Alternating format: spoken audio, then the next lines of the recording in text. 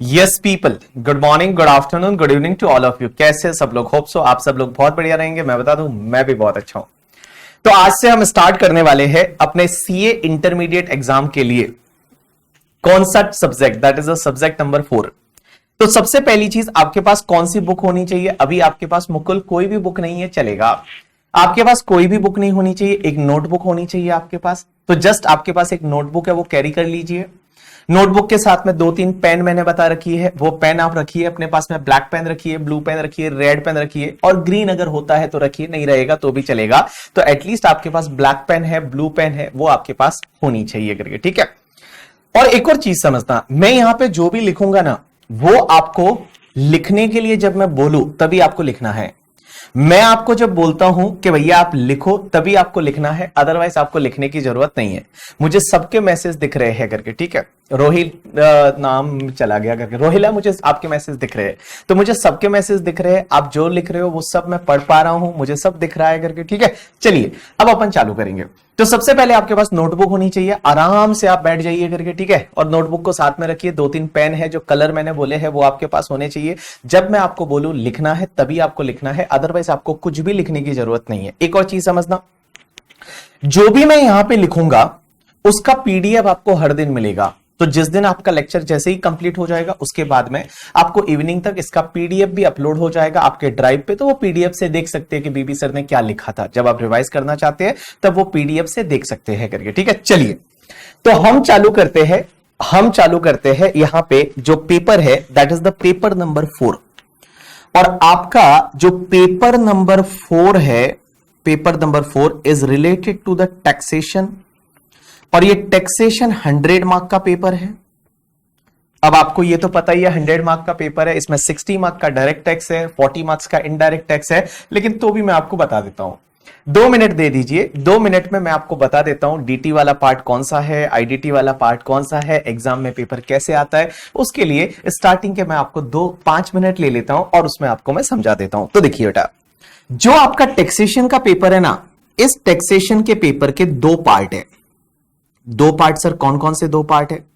तो टैक्सेशन का जो पेपर है उसमें आपके 2 पार्ट है।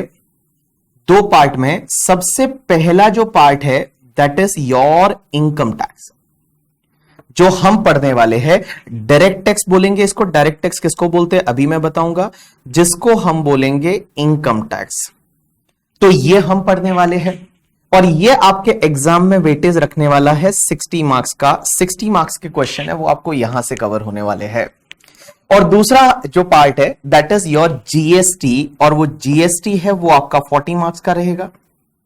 जीएसटी है वो 40 मार्क्स का रहेगा। हम इस बैच में ये वाला जो 60 मार्क्स का पेपर है वो कवर करने वाले हैं। सर एक बात बताइए, हमारे एग्जाम में जो पेपर आएगा, वो कितने मार्क्स का रहता है? तो ये जो टैक्सेशन पेपर आपका 100 मार्क्स का रहता है। लेकिन सर एक बात बताइए, 100 मार्क्स का जो पेपर रहता है वो 100 मार्क्स के पेपर में कुछ एमसीक्यूज वगैरह भी आते हैं क्या? एमसीक्यू वगैरह भी आते हैं या फिर पूरा ही डिस्क्रिप्टिव रहता है? राइट आंसर इज आपको एमसीक्यूज भी मिलते हैं और कुछ डिस्क्रिप्टिव रहता है। कितने एमसीक्यूज रहते हैं, कितना डिस्क्रिप्टिव रहता है? तो मैं बता दूं, इसमें क्या होता है, आपके 30 मार्क्स के जो क्वेश्चन है ना, वो आपको एमसीक्यूज से मिलते हैं। तो जो 30 मार्क्स का पार्ट है, वो 30 मार्क्स का पार्ट आपका एमसीक्यू बेस रहेगा, जहां पे आपको एबीसीडी वगैरह जो है उसमें से सेलेक्ट करना रहेगा। बट ऐसा सिंपल एमसीक्यू नहीं आते कि चलिए इसमें से कौन सा, जैसे आपने पहले अगर मान लो कहीं देखा हो कॉलेज स्कूल में, वैसा नहीं होता। इसमें केस सिनेरियोज आते हैं। केस सिनेरियोज क्या रहते हैं कि एक है ना, एक पूरा ऐसा पैराग्राफ बना के दे देंगे और उसके बाद में आपको आंसर करने हैं 4-5 एमसीक्यूज के। तो ऐसे केस सिनेरियोज वगैरह आते हैं, कैसे आते हैं, क्या आते हैं, वो अपन आगे देखेंगे। तो 30 मार्क्स का आपका यहां पे क्या आता है, एमसीक्यूज आते हैं। और ये 30 मार्क्स के एमसीक्यूज जो होते हैं ना, इसमें आपका समझिए कि 60% मींस 18 मार्क्स जो रहते हैं एमसीक्यूज में, वो आपका डीटी से रहता है। और बेटा जो तुम्हारे 12 मार्क्स रहेगा, वो 12 मार्क्स तुम्हारे जीएसटी से रहेगा। तो जीएसटी से तुम्हारा 12 मार्क्स है और डीटी से तुम्हारा है वो आपका 18 मार्क्स है। चलिए उसके बाद अगर मैं बात करूं डिस्क्रिप्टिव की, तो बाकी वाला जो पेपर रहेगा वो आपका डिस्क्रिप्टिव रहेगा, जिसमें आपको आंसर लिखना रहेगा, एमसीक्यूज नहीं रहेगा। अक्कड़ बक्कड़ बम्बे वो नहीं चलेगा उसमें आपको लिखना रहेगा। तो लिखना जो डिस्क्रिप्टिव रहेगा ना, वो डिस्क्रिप्टिव के दो पार्ट हो जाते हैं, एक तो तुम्हारा डीटी वाला पार्ट और एक तुम्हारा आईडीटी वाला पार्ट। तो देखिए, सबसे पहले जो तुम्हारा डीटी वाला पार्ट रहेगा, मैं जो आपको पढ़ाने वाला हूं वो डीटी पढ़ाने वाला हूं, बार बार मैं डीटी बोलूंगा, डीटी या इनकम टैक्स बोलूंगा। तो जो डीटी वाला पार्ट रहेगा उसको बोला जाता है पार्ट ए करके। और ये जो पार्ट ए होता है ना, इस पार्ट ए में टोटल आपके 4 क्वेश्चन आते हैं। That is question number 1, question number 2, question number 3 and question number 4। और ये जो 4 क्वेश्चन आएंगे ना, ये चारों क्वेश्चन आपके 14 मार्क्स के होते हैं। 14 मार्क्स का ये, 14 मार्क्स का ये, 14 मार्क्स का ये वाला और 14 मार्क्स का ये वाला। बट ऑब्वियसली 14 मार्क्स का ऐसे एक ही क्वेश्चन नहीं होता, जैसे 3 में वापस ऐसे 3A आता है, 3B आता है, कोई 8 मार्क का हुआ, वापस 6 मार्क का हुआ, तो ऐसे करके 14 मार्क्स होते हैं। अब एक बात समझना, ये जो आपके पार्ट ए है डीटी वाला, उसमें आपका जो क्वेश्चन नंबर 1 रहता है ना, that question number 1 is compulsory. Means ये क्वेश्चन आपको अटेंड करना ही करना है, कंपल्सरी क्वेश्चन रहता है, यू हैव टू अटेंड करके, ठीक है। और ये बाकी के जो 3 क्वेश्चंस बचते हैं, इसमें से आपको एनी 2 अटेंड करना रहता है। एनी 2 है, वो एनी 2 आपको अटेंड करने रहते हैं। तो क्वेश्चन नंबर 2, 3, 4 जो है, उसमें से आप एनी 2 अटेंड करेंगे। और जो क्वेश्चन नंबर 1 रहेगा, ये क्वेश्चन नंबर 1 आपका मैंडेटरी रहेगा, आपका कंपल्सरी क्वेश्चन रहेगा, ये तो आपको अटेंड करना ही पड़ेगा। उसके बाद में आपका अगर जीएसटी की बात करूं मैं बेटा, तो जीएसटी में क्या होता है, आपके 3 क्वेश्चन रहते हैं, question number 5, question number 6 and question number 7। अब यहां पे जीएसटी जो रहता है, जीएसटी में क्वेश्चन नंबर 5 है, वो आपको कंपल्सरी रहेगा, वो आपको करना ही पड़ेगा। Question number 5 is mandatory. और क्वेश्चन नंबर 6 एंड 7 है, ये भी आपके 14 मार्क्स के क्वेश्चन रहते हैं। और ये जो 14 मार्क्स के क्वेश्चन है, इसमें से आपको एनी 1 अटेंड करना रहेगा। तो एनी 1 अटेंड वहां पे करना रहेगा। तो कैसे मार्क्स का आपका बाइफर्केशन हो जाएगा, देखिए, अगर मैं पहले वाले पार्ट की बात करूं तो 14 मार्क्स यहां से मिलेगा। और ये 3 क्वेश्चन जो है, इस 3 क्वेश्चन में से आप 2 कर रहे हैं, तो 28 हुआ। 28 प्लस 14 कितना हो गया, आपका 42 हो गया। तो यहां पे आपका 42 मार्क्स है, वो आपका डीटी का डिस्क्रिप्टिव हुआ। और मैं जीएसटी की बात करूं तो जीएसटी में पहला क्वेश्चन कंपलसरी है, दैट इज क्वेश्चन नंबर 5, और वो आपका कितने मार्क्स का हो गया, 14 मार्क्स का हो गया। और 2 क्वेश्चन में से आप एक क्वेश्चन कर रहे हैं करके, ठीक है, 2 क्वेश्चन में से आप एक क्वेश्चन कर रहे हैं, तो 14 मार्क्स वो हो गया। तो ये आपका 28 मार्क्स हो गया। तो ये आपका 28 मार्क्स और ये आपका 42 मार्क्स, टोटल मिला के जो है वो आपका कितना हुआ, टोटल मिला के जो है वो आपका कितना हो गया, 70 मार्क्स हो गया। तो 70 ये और 30 जो है वो आपके एमसीक्यूज वाला, ऐसा आपका ये 100 मार्क का पेपर है। जस्ट मैंने आपको ये बाइफर्केशन दिया।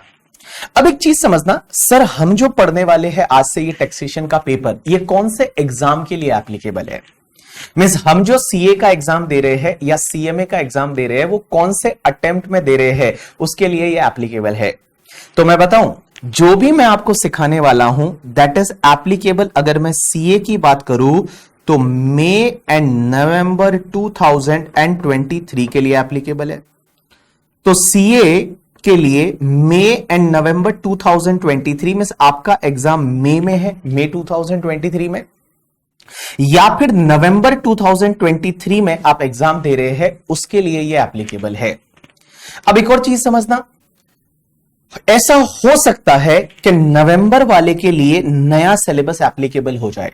देयर मे बी पॉसिबिलिटी कि नवंबर वाला जो एग्जाम रहेगा, नवंबर 2023, उसमें सीए इंस्टीट्यूट है, वो सिलेबस को चेंज कर सकती है।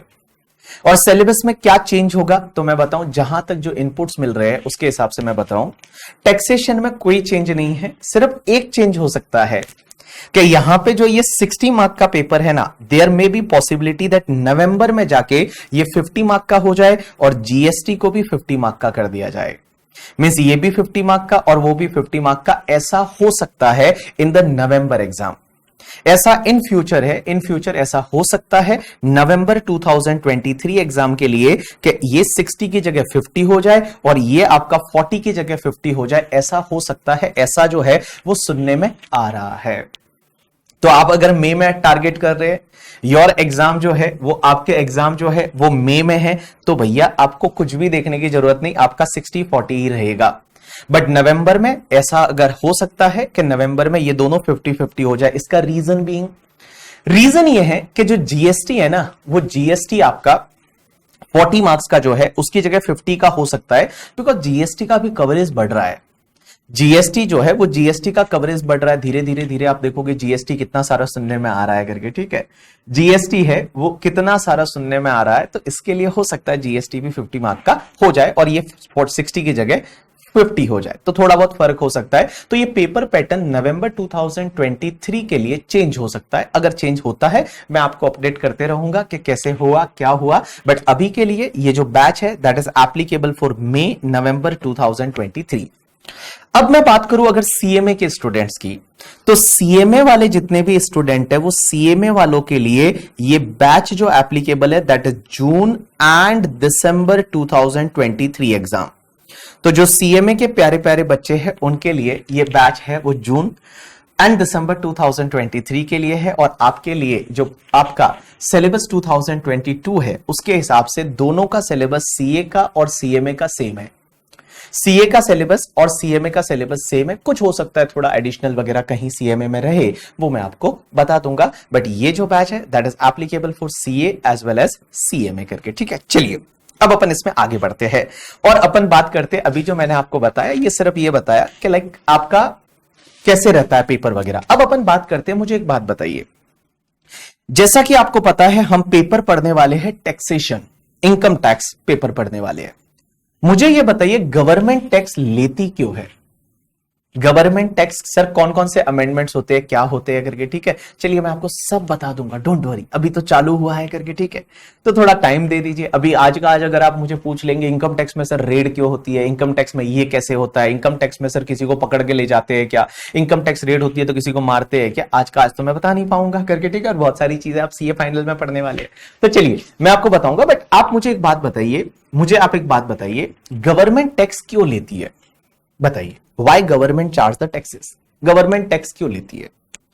What is the reason behind that? Government tax लेती है, फरहान बोल रहा है कि सोशल वेलफेयर के लिए, डेवलपमेंट के लिए, गवर्नमेंट को देश चलाना है उसके लिए, गवर्नमेंट की मेजर सोर्स ऑफ इनकम है उसके लिए, डे टू डे एक्सपेंसेस के लिए, पब्लिक डेवलपमेंट के लिए, टू प्रोवाइड सर्विस के लिए। राहुल बोल रहा है ताकि हम टैक्स पढ़ सके। वाओ, ये इसके बंदे पे मतलब 101% ये बंदा है करके, ठीक है, जिसने सही आंसर किया है। Source of revenue for government development के लिए ये बंदे ने क्या आंसर किया है पता है? गवर्नमेंट टैक्स इसलिए लेती है क्योंकि सीए इंटरमीडिएट और फाइनल में पेपर डाल सके कि भाई इनकम टैक्स का पेपर नहीं तो होगा कैसे, इसके लिए गवर्नमेंट टैक्स लेती है। वाओ गजब, इनको मतलब अवार्ड मिलना चाहिए, भारत रत्न सीधा, और कोई अवार्ड नहीं, सीधा भारत रत्न इनको, इंफ्रास्ट्रक्चर डेवलपमेंट के लिए। तो चलिए, जिन जिन लोगों ने आंसर किया वो बहुत ही बढ़िया सा आंसर किया, और उन्होंने बोला, ऑलमोस्ट बहुत सारे लोग हैं जिन्होंने सही आंसर किया कि गवर्नमेंट टैक्स इसलिए लेती है क्योंकि इस कंट्री को चला सकती है। चलाने के लिए पैसा चाहिए। जब आप किसी कंट्री को चलाना है तो चलाने के लिए क्या चाहिए? पैसा चाहिए, क्योंकि आपने अपनी गवर्नमेंट को रेस्पॉन्सिबिलिटी दे रखी है, और अपनी गवर्नमेंट जो है उसको आपने रेस्पॉन्सिबिलिटी दे रखी है। जिस दिन आप वोट देके आए थे, आपने वोट नहीं दिया होगा, आपके पेरेंट्स ने वोट दिया होगा, तो अगर जिस दिन आप वोट देके आए थे तो आपने एक रेस्पॉन्सिबिलिटी दी थी अपनी गवर्नमेंट को कि ये जो अपनी एक ब्यूटीफुल कंट्री है इंडिया, इस इंडिया को क्या करना है? रन करना है। इस इंडिया को रन करना है, इस इंडिया को आपको डेवलप करना है, और रन करने के लिए, डेवलप करने के लिए भैया जो है वो पैसे की जरूरत पड़ती है। अगर किसी कंट्री को रन करना है, डेवलप करना है, उसमें दो चीजों की जरूरत पड़ती है। सर कौन कौन सी दो चीजें हैं जिसकी जरूरत पड़ती है? तो देखिए बेटा, दो चीजों की जरूरत रहती है किसी भी कंट्री को चलाने के लिए। एक तो चाहिए पावर, और दूसरा चाहिए पैसा। दो चीजें चाहिए, एक तो चाहिए पावर और दूसरा चाहिए पैसा। अगर किसी कंट्री को चलाना है, डेवलप करना है, बहुत आगे लेके जाना है, तो दो चीजों की जरूरत रहेगी। एक तो चाहिए पावर, कि पावर होना चाहिए ना यार, बिना पावर के तो क्या ही मतलब, पावर होना चाहिए, और दूसरा चाहिए पैसा। पावर का मतलब क्या आपको पता है?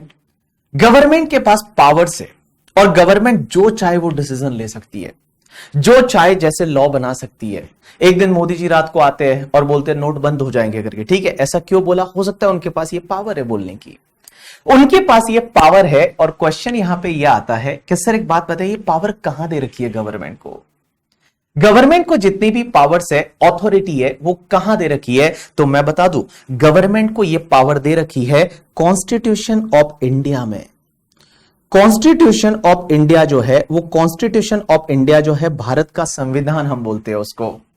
और भारत का जो संविधान है, जो कॉन्स्टिट्यूशन ऑफ इंडिया है, उसमें गवर्नमेंट्स को पावर दे रखी है कि गवर्नमेंट जो चाहे वैसे वैसे वैसे वैसे टैक्स लगा सकती है। उसमें पावर्स दे रखी है, बहुत सारी पावर्स के गवर्नमेंट क्या कर सकती है, क्या नहीं कर सकती। तो पावर कहां दे रखी है? कॉन्स्टिट्यूशन ऑफ इंडिया में। अब मैं आपको बताऊं, अगर अपन कॉन्स्टिट्यूशन ऑफ इंडिया जाके पढ़ते हैं तो कॉन्स्टिट्यूशन ऑफ इंडिया में बहुत सारे आर्टिकल्स होते हैं, बहुत सारे कॉन्स्टिट्यूशन ऑफ इंडिया में आर्टिकल्स होते हैं। अगर मैं आपके सामने यहां पे कॉन्स्टिट्यूशन खोल दूं कि कॉन्स्टिट्यूशन क्या है, तो चलिए अपन एक काम करते हैं, यहां कॉन्स्टिट्यूशन देखते हैं। कॉन्स्टिट्यूशन ऑफ इंडिया, भारत का संविधान। तो भारत के संविधान में यहां पे पावर दे रखी है, that is the constitution of India. और कॉन्स्टिट्यूशन ऑफ इंडिया आ गया ये। अब ये कॉन्स्टिट्यूशन ऑफ इंडिया में आप देखेंगे बहुत सारे आर्टिकल्स है। यहां पे ये आर्टिकल का मतलब होता है जैसे आर्टिकल नंबर 1, आर्टिकल नंबर 2, ऐसे आर्टिकल्स दे रखे हैं करके। आर्टिकल मतलब आप ये समझिए ना, लिस्ट दे रखी है, एक सेक्शन दे रखे हैं। जैसे टॉपिक्स होते हैं ना, वो टॉपिक्स के जैसे ही उन्होंने क्या दे रखे हैं, यहां पे आर्टिकल दे रखे हैं। तो इसका जो आर्टिकल है, इस आर्टिकल में एक आर्टिकल हुआ करता है, दैट इज द आपका आर्टिकल जो है वो ये आर्टिकल दे रखे हैं, ठीक है। ये बहुत सारे जो है ये आर्टिकल दे रखे हैं। अब एक बात समझना, यहां पे जो आर्टिकल्स दे रखे हैं, वो आर्टिकल्स में इनको ये पावर दे रखी है कि भैया ये लोग लॉ बना सकते हैं। और यहां पे लॉ बनाने के लिए इसमें जो 7th शेड्यूल है, ये जो कॉन्स्टिट्यूशन है उसके जो आर्टिकल है, उस आर्टिकल में क्या हुआ, एक 7th शेड्यूल करके जो लास्ट में दे रखा होगा, मैं आपको बताता हूं 7th शेड्यूल करके, ठीक है। ये पूरा कॉन्स्टिट्यूशन नहीं है, मैं आपको पूरा कॉन्स्टिट्यूशन बताता हूं। Constitution of India, constitution of India PDF, Marathi में नहीं चाहिए मुझे, इन इंग्लिश पीडीएफ। अब एक बात समझिए, तो ये तुम्हारा कॉन्स्टिट्यूशन ऑफ इंडिया है। अब ये कॉन्स्टिट्यूशन ऑफ इंडिया अलग अलग लैंग्वेज में है, वेबसाइट जो है इसकी, दैट इज इसमें अलग अलग लैंग्वेज में दे रखा है। और अलग अलग आपकी संदीप, मुझे सबकी चैट दिख रही है, सबकी जो चैट है मुझे सबकी चैट दिख रही है, तो आप बिल्कुल टेंशन ना लीजिए, आप चुपचाप बैठ जाइए करके, ठीक है। चलिए, तो इसमें देखिए बहुत सारी लैंग्वेज में ये कॉन्स्टिट्यूशन ऑफ इंडिया दे रखा है। अब ये कॉन्स्टिट्यूशन ऑफ इंडिया को अगर मैं डाउनलोड पेज पे जाता हूं तो यहां पे 404 पेजेस का मुझे कॉन्स्टिट्यूशन ऑफ इंडिया मिलता है। और ये कॉन्स्टिट्यूशन ऑफ इंडिया में यहां पे ये बहुत सारे आर्टिकल्स होते हैं। अब ये जो आर्टिकल्स होते हैं ना, इस आर्टिकल्स में इनको ये पावर दे रखी है कि गवर्नमेंट चाहे जैसे लॉ बना सकती है करके, ठीक है। और इस आर्टिकल जो है, इस आर्टिकल में आप देखेंगे यहां पे एक आर्टिकल है, दैट इज आर्टिकल नंबर, ये जो आर्टिकल्स है, इस आर्टिकल के बाद में आपके एक दे रखी है, that is the list 7th schedule में। इसके शेड्यूल्स है, एक तो आर्टिकल्स हो गए, आर्टिकल मतलब सेक्शन करके, ठीक है। और उसके बाद में शेड्यूल्स दे रखे, जो लास्ट में मैं आपको लेके चलता हूं। ये देखिए,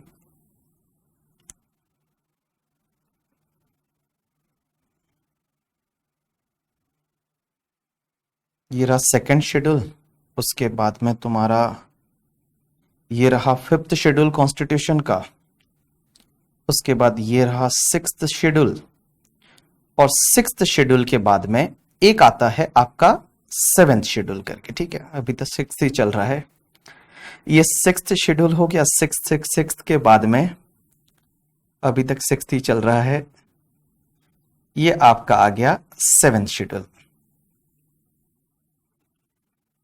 अभी भी 6th ही चल रहा है। ये रहा 7th शेड्यूल। अब देखिए, ये article number 7th schedule, article जो है वो कॉन्स्टिट्यूशन का 246 है। और 246 आर्टिकल में एक 7th शेड्यूल है। और वो 7th शेड्यूल क्या बोलता है पता है, कि कुछ कुछ मैटर्स ऐसे हैं जिसपे हमारी गवर्नमेंट है वो टैक्स ले सकती है, लॉ बना सकती है। अब आप बोलेंगे कौन कौन से मैटर, तो उसमें ना 3 लिस्ट दे रखी है। एक होती है तुम्हारा, that is the union list, union list का मतलब क्या होता है बताए? यूनियन लिस्ट का मतलब ये ऐसे मैटर है जिस पे लॉ बना सकती है वो हमारी सेंट्रल गवर्नमेंट बना सकती है।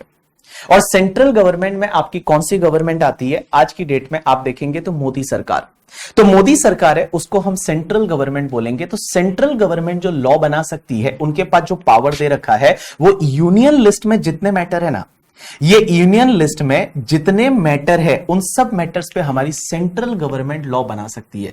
ये यूनियन लिस्ट कहां पे दे रखी है? अपने कॉन्स्टिट्यूशन के आर्टिकल नंबर 246 में 7 शेड्यूल है और 7 शेड्यूल में एक यूनियन लिस्ट दे रखी है और यूनियन लिस्ट में जितने मैटर है उन मैटर्स पे लॉ कौन बना सकती है? हमारी सेंट्रल गवर्नमेंट।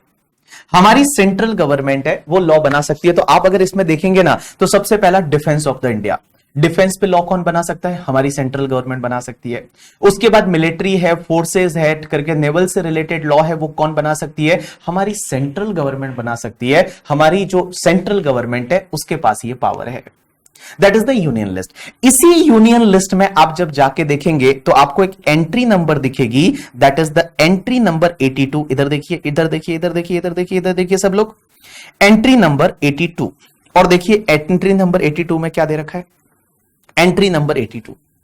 और एंट्री नंबर 82 में दे रखा है कि taxes on the income, income पे टैक्स ले सकते हैं but other than agriculture income. Agriculture income पे हमारी सेंट्रल गवर्नमेंट है वो लॉ नहीं बना सकती। सेंट्रल गवर्नमेंट है वो एग्रीकल्चर इनकम पे टैक्स नहीं ले सकती। एग्रीकल्चर इनकम जो है वो पूरी आपको पता है एग्जेम्प्ट हो जाती है। इंडिया में एग्रीकल्चर इनकम वो पूरी एग्जेम्प्ट है बिकॉज एग्रीकल्चर इनकम जो है उस पर सेंट्रल गवर्नमेंट टैक्स नहीं लगा सकती, क्योंकि ये एंट्री नंबर 82 अपना आर्टिकल जो 246 है उसका 7 शेड्यूल में यूनियन लिस्ट का एंट्री नंबर 82 क्या बोलता है? Taxes on the income other than the agriculture income. Agriculture income पे हमारी सेंट्रल गवर्नमेंट लॉ नहीं बना सकती। लेकिन आप मुझे पूछेंगे कि सर एक बात बताइए, एग्रीकल्चर इनकम पे क्या सेंट्रल गवर्नमेंट तो लॉ नहीं बना सकती, सेंट्रल गवर्नमेंट तो टैक्स नहीं ले सकती, बट क्या हमारी स्टेट गवर्नमेंट ले सकती है या नहीं? जैसे मैं महाराष्ट्र की बात करूं तो महाराष्ट्र जो है वो महाराष्ट्र में स्टेट गवर्नमेंट महाराष्ट्र की है। आप देखेंगे कि राजस्थान अशोक गहलोत की गवर्नमेंट है। महाराष्ट्र में देखेंगे तो हमारे यहां पे शिंदे साहब है, उनकी गवर्नमेंट है। जैसे आप देखेंगे करके दूसरे स्टेट में जैसे पंजाब में आम आदमी पार्टी की सरकार है। तो क्या वो एग्रीकल्चर इनकम पे टैक्स लगा सकते हैं या नहीं? क्योंकि सेंट्रल गवर्नमेंट तो नहीं लगा सकती, क्योंकि ये जो यूनियन लिस्ट है इस यूनियन लिस्ट में कॉन्स्टिट्यूशन में इनको जो पावर दे रखा है और पावर दे रखा है एंट्री नंबर 82 में, that is the taxes on income other than agriculture income. Agriculture income पे ये टैक्स नहीं ले सकती सेंट्रल गवर्नमेंट। तो सर क्या स्टेट गवर्नमेंट ले सकती है? चलिए अपन देखते हैं। तो 7 शेड्यूल में यहां पे टोटल जो आप देखोगे बहुत सारे मैटर है। उसके बाद उसी 7 शेड्यूल में दूसरी लिस्ट दे रखी है, that is the state list.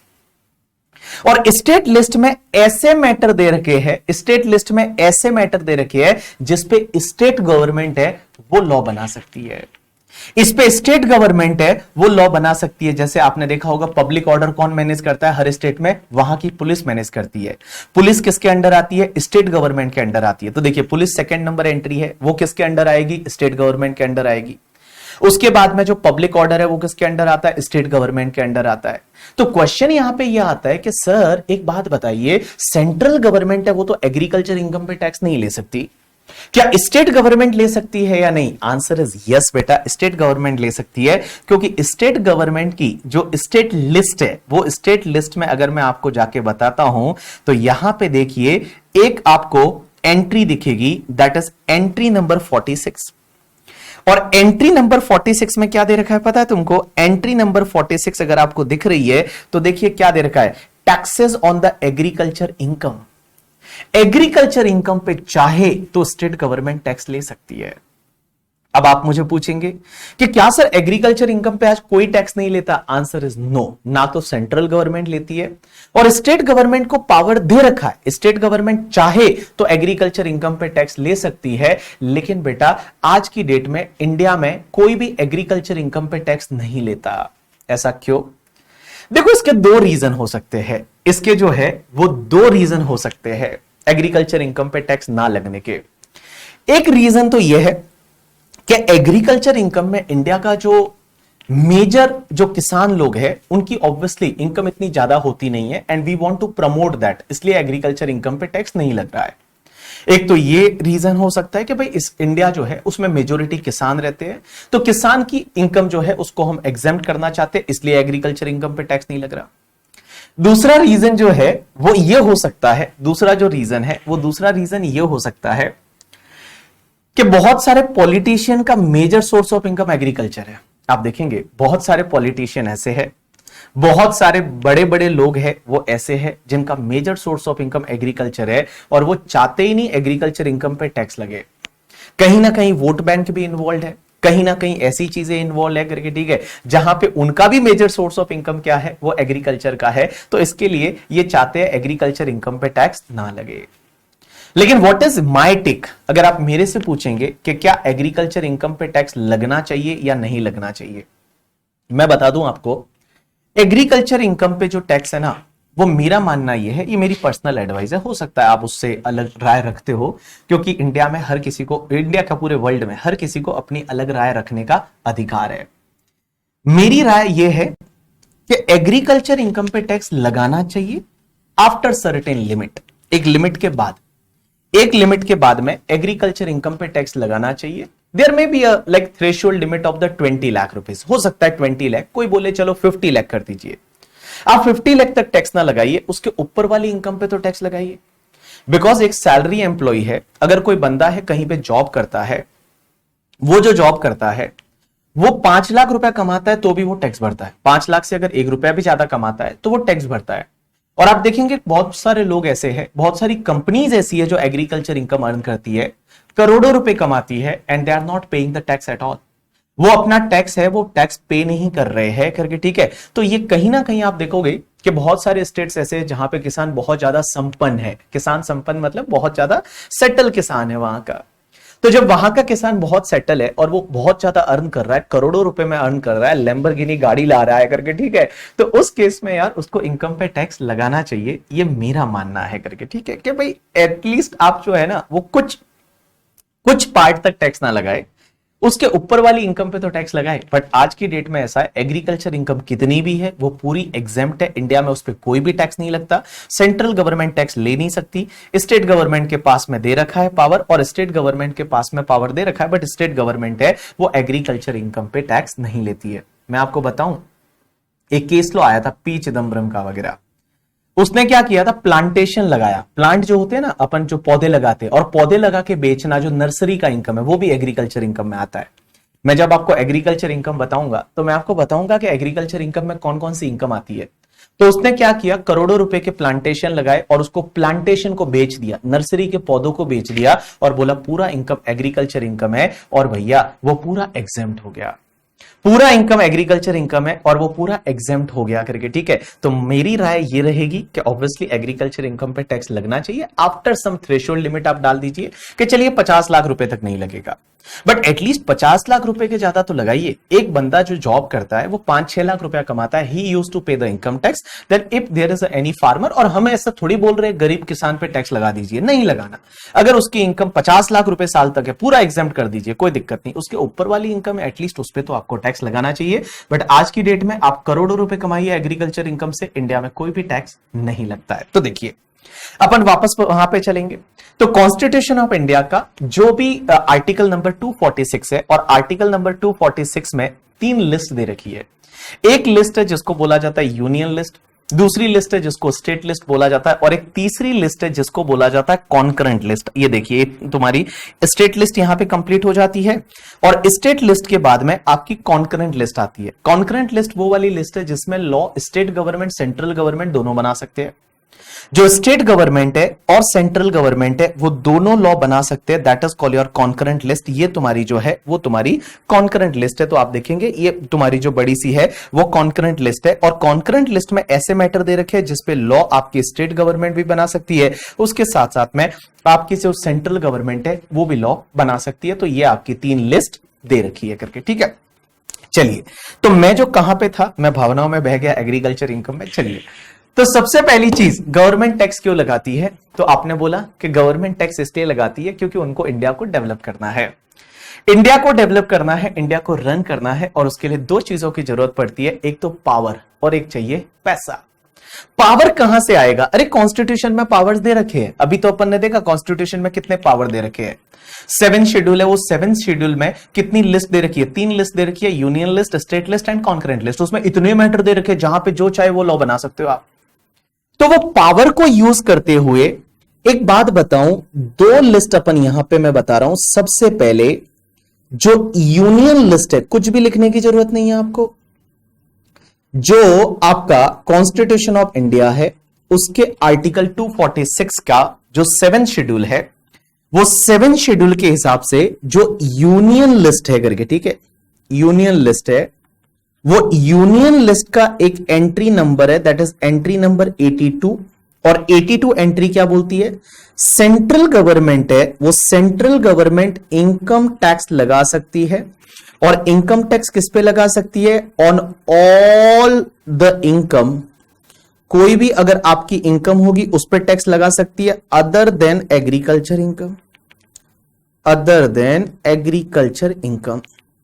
तो एग्रीकल्चर इनकम को छोड़ दीजिए, एग्रीकल्चर इनकम को छोड़ के बाकी सब इनकम पे हमारी सेंट्रल गवर्नमेंट टैक्स लगा सकती है, लॉ बना सकती है। अब एक और चीज समझना, एग्रीकल्चर इनकम पे कौन टैक्स ले सकता है? स्टेट गवर्नमेंट ले सकती है। तो स्टेट गवर्नमेंट के लिए बेटा एक स्टेट लिस्ट दे रखी है, और स्टेट लिस्ट में एक एंट्री नंबर है, एंट्री नंबर 46 करके, और ये एंट्री नंबर 46 बोलती है कि स्टेट गवर्नमेंट चाहे तो इनकम टैक्स लगा सकती है, income tax on agriculture income, agriculture income पे चाहे तो स्टेट गवर्नमेंट टैक्स लगा सकती है। चलिए, तो ये तो बड़ा सिंपल सा बात हुआ कि भैया कॉन्स्टिट्यूशन में पावर दे रखी है टैक्स लेने की। Answer is yes. Entry number 82 union list का सेंट्रल गवर्नमेंट को पावर देती है, इनकम टैक्स ले सकते हैं on all the income other than agriculture income. Agriculture income पे स्टेट गवर्नमेंट टैक्स लगा सकती है, बट आजकल स्टेट गवर्नमेंट कोई भी टैक्स नहीं लगाती है। तो इंडिया में आज की डेट में मैं बोल सकता हूं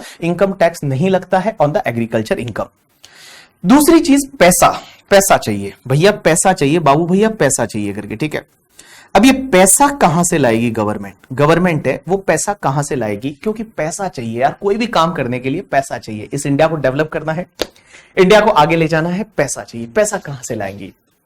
पैसा कहां से लाएंगे? तो उसके लिए अपन एक एग्जांपल लेते हैं और एग्जांपल से समझने की कोशिश करते हैं करके, ठीक है। वैष्णवी आपकी चैट मुझे दिख रही है।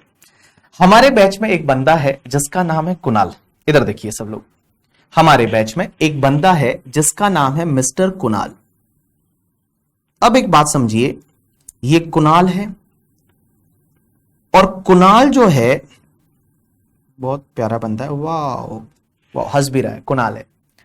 अब एक बात समझिए, एग्जाम्पल से समझेंगे, कुणाल और गवर्नमेंट एक जैसी है, पैसा कहां से लाएंगे? तो देखिए, ये बंदा है जिसका नाम है कुणाल, कुणाल की एक फ्रेंड है करके, ठीक है, एक फ्रेंड है और दोनों की बहुत अच्छी दोस्ती है, दोनों की बहुत अच्छी दोस्ती है।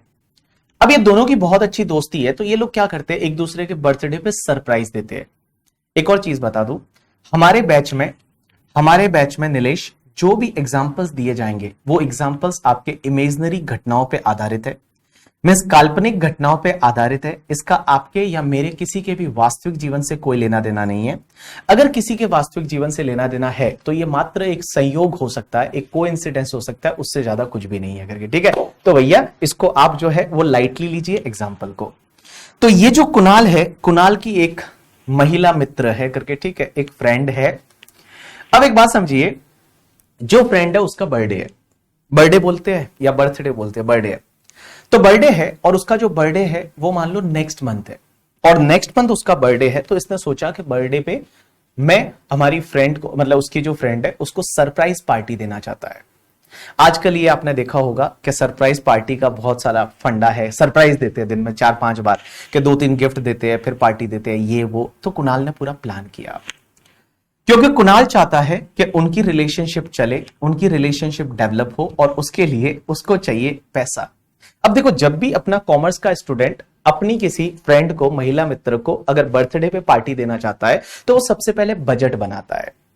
वो सबसे पहले जो है वो बजट बनाता है कि अपना बजट कितना है, कितना खर्चा होगा। तो इसने दिमाग लगाया कि अच्छा मैं ना गिफ्ट दूंगा, तो गिफ्ट का कितना होगा टोटल मिला के उसने कैलसी में किया कि यार 2000 तो गिफ्ट का लग जाएगा।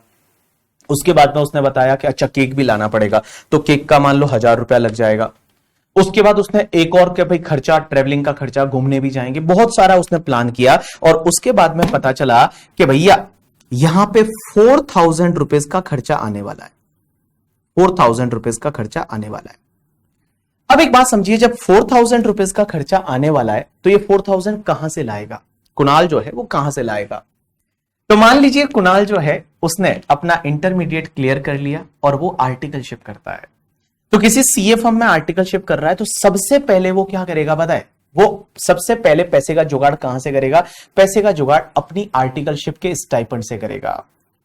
तो उसको जो आर्टिकलशिप से स्टाइपेंड जो मिलता है, वो स्टाइपेंड मान लो उसका 2000 रुपीज है, तो 2000 रुपीज तो उसका खुद का स्टाइपेंड उसके मिल जाएगा। उसको जो खुद का सैलरी बोल सकता हूं मैं, सैलरी या स्टाइपेंड है, उससे उसको 2000 रुपीज मिल जाएगा। लेकिन अभी और पैसा चाहिए।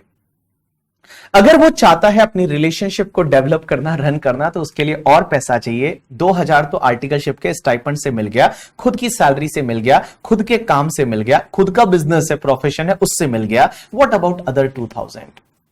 तो अदर 2000 के लिए वो क्या करेगा? सबसे बड़ी चीज है, वो जाएगा अपने पेरेंट्स के पास में, अपने पेरेंट्स के पास में जाके, और पेरेंट्स के पास में जाके मांगेगा मम्मी के पास में कि मम्मी मम्मी मुझे पैसा चाहिए।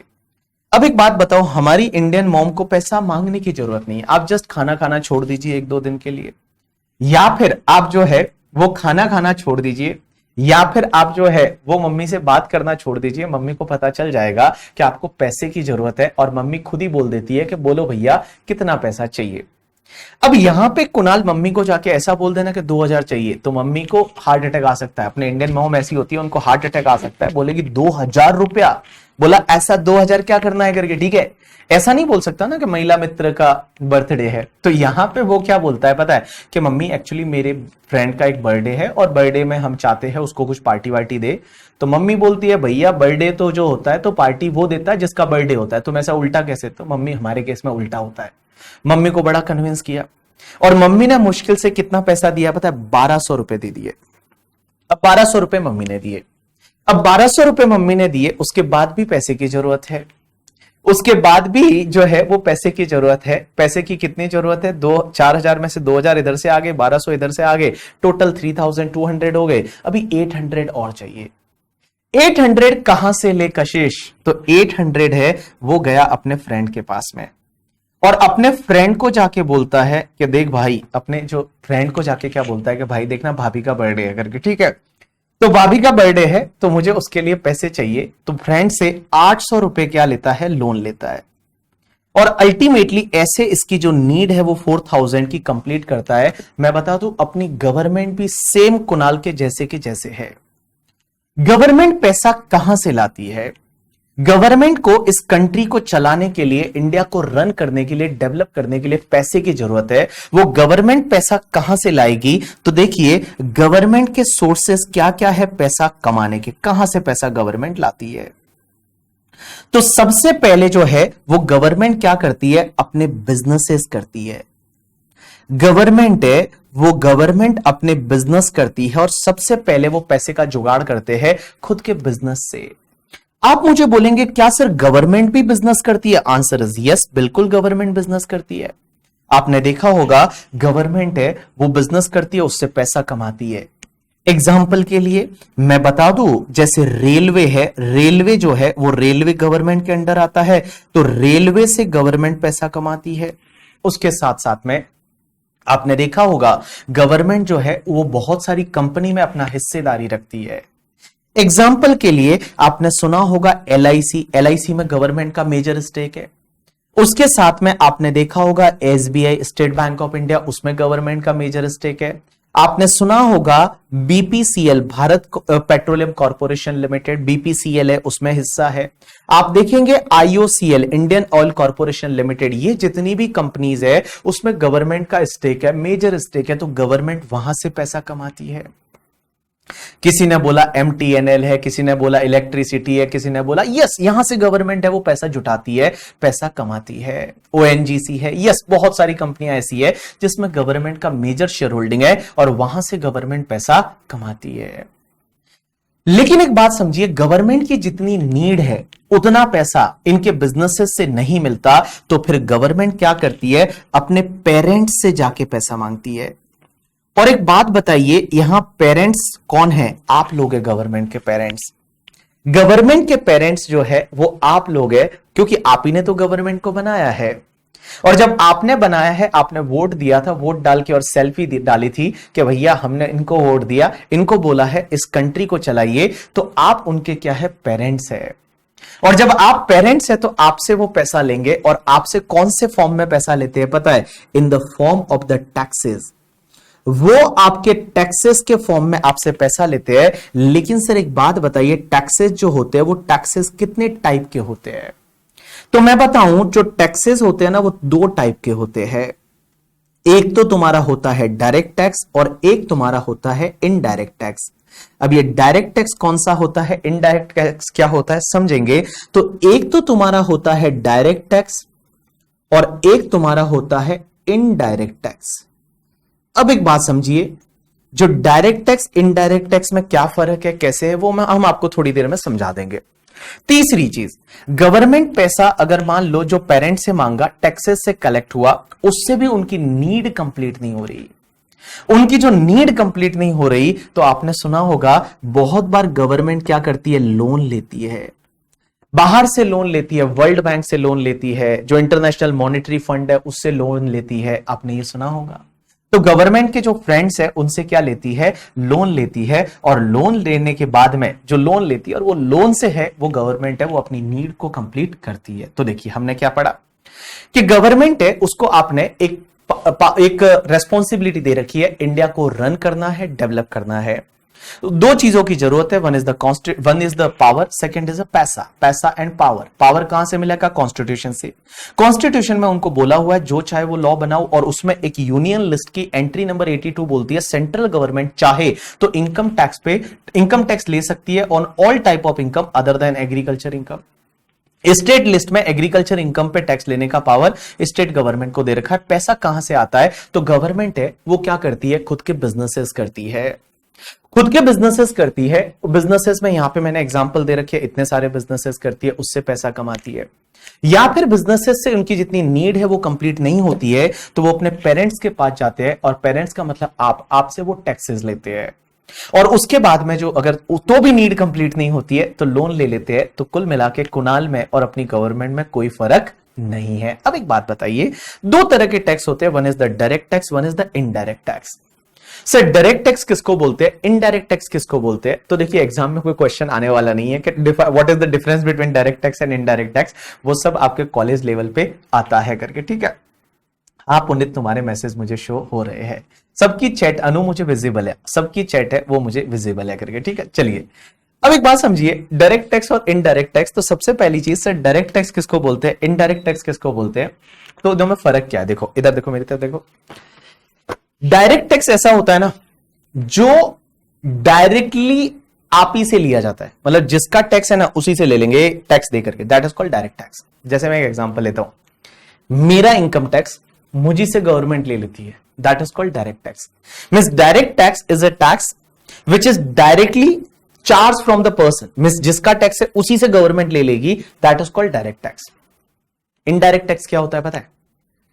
कि गवर्नमेंट जो है वो जिस पर्सन से टैक्स कलेक्ट करती है, वो पर्सन उस टैक्स का बर्डन है वो अल्टीमेटली शिफ्ट कर देता है किसी ना किसी अदर पर्सन पे, कंज्यूमर पे शिफ्ट कर देता है, that is called your indirect tax. तो डायरेक्ट टैक्स तो क्या होता है कि भाई जिसका टैक्स है ना वो उसी से पकड़ के और उसी से टैक्स ले लो, that is called direct tax. Indirect tax क्या होता है? गवर्नमेंट कलेक्ट इस पर्सन से कर रही है, बट अल्टीमेटली वो उसका बर्डन शिफ्ट कर देता है किसी दूसरे कस्टमर पे, that is called indirect tax.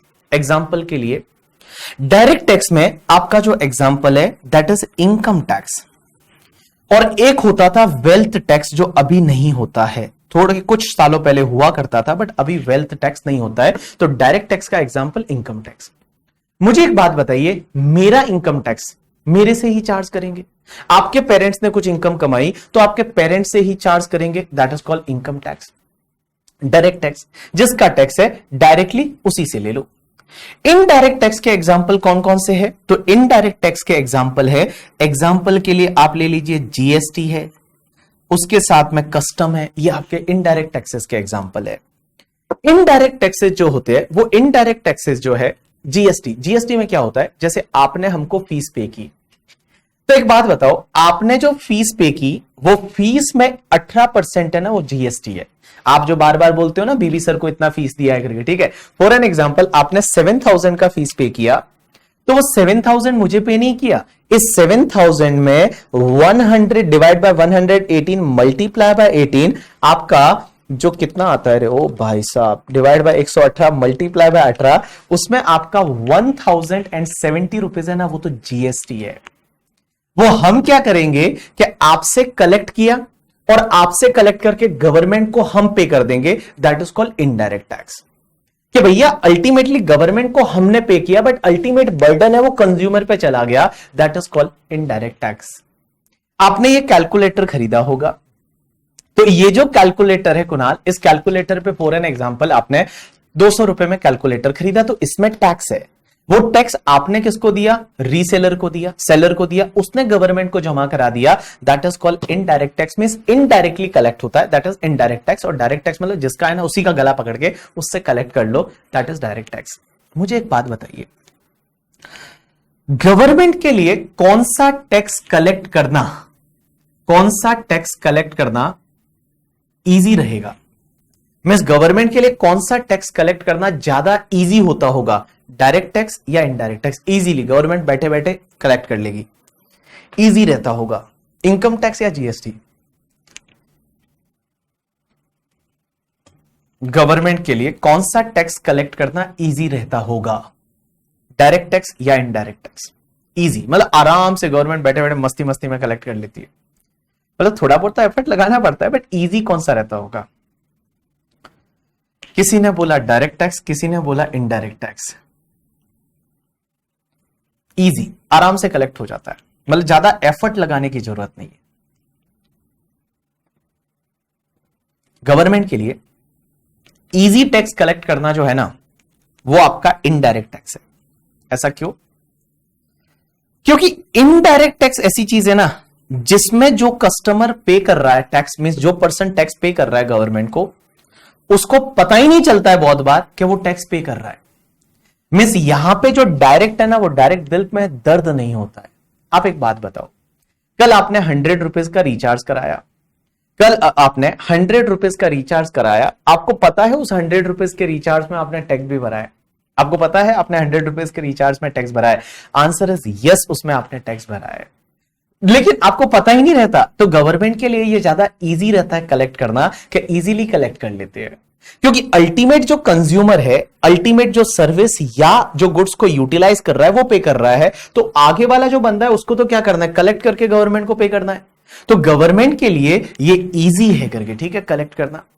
तो इसके लिए indirect tax is more easy as compare to direct tax. Direct tax क्या होता है ना, पता है? सीधा दिल पे दर्द होता है, जो है यहां दिल पे दर्द होता है। आप सोचिए, मैं बताऊं, इनकम टैक्स जो है वो इनकम टैक्स में आपका टैक्स कितना लगता है, आगे जाके मैं आपको बताऊंगा कि इनकम टैक्स है वो अप्रोक्स 30% लगता है। 30%। आप 100 रुपया कमाइए, उस 100 रुपए में से 30 रुपीज है वो आप गवर्नमेंट को पे करिए, 30 रुपीज है वो गवर्नमेंट को पे करिए।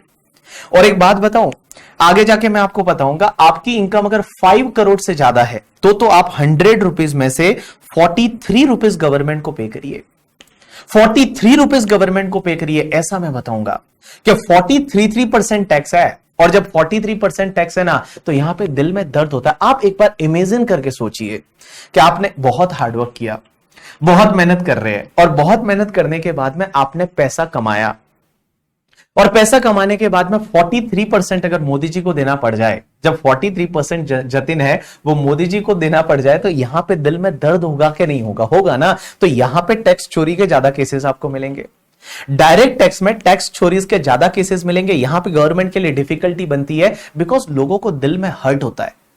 यहां पे सीधा दिल में दर्द होता है। आप सोचिए, इमेजिन करके सोचिए कि 100 रुपए कमाया, उसमें से 43% मोदी जी को देना है, तो यहां पे भैया बहुत ज्यादा दर्द होगा ना। तो ये थोड़ा डिफिकल्ट है कलेक्ट करना as compare to the GST, because GST का अल्टीमेट बर्डन है वो कंज्यूमर पे जाता है। अब एक और चीज समझना सर, एक बात बताओ, यहां इनकम टैक्स में आप बोलते हो कि सीधा दिल पे दर्द होता है, तो उसके लिए गवर्नमेंट ने कुछ सोचा क्या? आगे जाके मैं आपको एक कॉन्सेप्ट पढ़ाऊंगा, that concept is called TDS. मैं आपको एक टॉपिक पढ़ाऊंगा टीडीएस, जो इनकम टैक्स में है। टीडीएस करके एक टॉपिक लाया गया है नितेश। वो टीडीएस टॉपिक क्या बोलता है पता है? क्या TDS means tax deducted at source. आपने सुना है टीडीएस? टीडीएस क्या होता है? कि आपकी जहां से इनकम होती है ना, वो इनकम पे पहले ही कुछ टैक्स गवर्नमेंट को काट के जमा करा दिया जाता है। पहले ही आपका कुछ टैक्स गवर्नमेंट को चला जाता है, उस पहले ही आपका टैक्स गवर्नमेंट को चला जाता है। That concept is called TDS. एक एग्जांपल लेता हूं, मैं मेरे एम्प्लॉय को सैलरी पे करता हूं, तो सैलरी पे करते टाइम मैं क्या करता हूं पता है? उसमें से कुछ पार्ट पहले ही काट के और गवर्नमेंट को जमा करा देता हूं, income tax. That is called TDS. आपको पता है ये टीडीएस क्यों लाया? ये इसीलिए आया, इसका एक रीजन ये भी था, यही रीजन था कि लोगों के जो दिल में दर्द होता था ना, वो दिल जो दर्द है, दर्द दिलों के कम हो जाते करके, तो वो कम करने के लिए लाया गया था। कम करने के लिए क्यों लाया गया पता है? जैसे आपको डिविडेंड मिलता है, तो डिविडेंड में क्या होता है पता है? जैसे आपको डिविडेंड मिलेगा तो उसमें 10% गवर्नमेंट को पहले ही वो कंपनी टैक्स भर देगी, आपके बिहाफ पे 10% गवर्नमेंट को पहले ही टैक्स भर देगी करके, ठीक है? That is called your TDS. ऐसा क्यों लाया? क्योंकि दिल में दर्द होता था। क्योंकि आप सोचिए, जब पूरी इनकम मेरे पास आ जाएगी तो उसके बाद मैं तो क्या करूंगा? वड़ा पाव खा लूंगा, और मैं तो उस इनकम को पूरा खत्म कर दिया, लास्ट में जाते जाते बाबा जी का ठुल्लू, मेरे पास कुछ भी नहीं बचा। तो गवर्नमेंट ने क्या किया कि इनको जो इनकम मिलेगी ना, उस पर पहले ही कुछ टैक्स गवर्नमेंट को पहले ही चला जाए, तो गवर्नमेंट का कामकाज भी चलता रहेगा। That concept is TDS.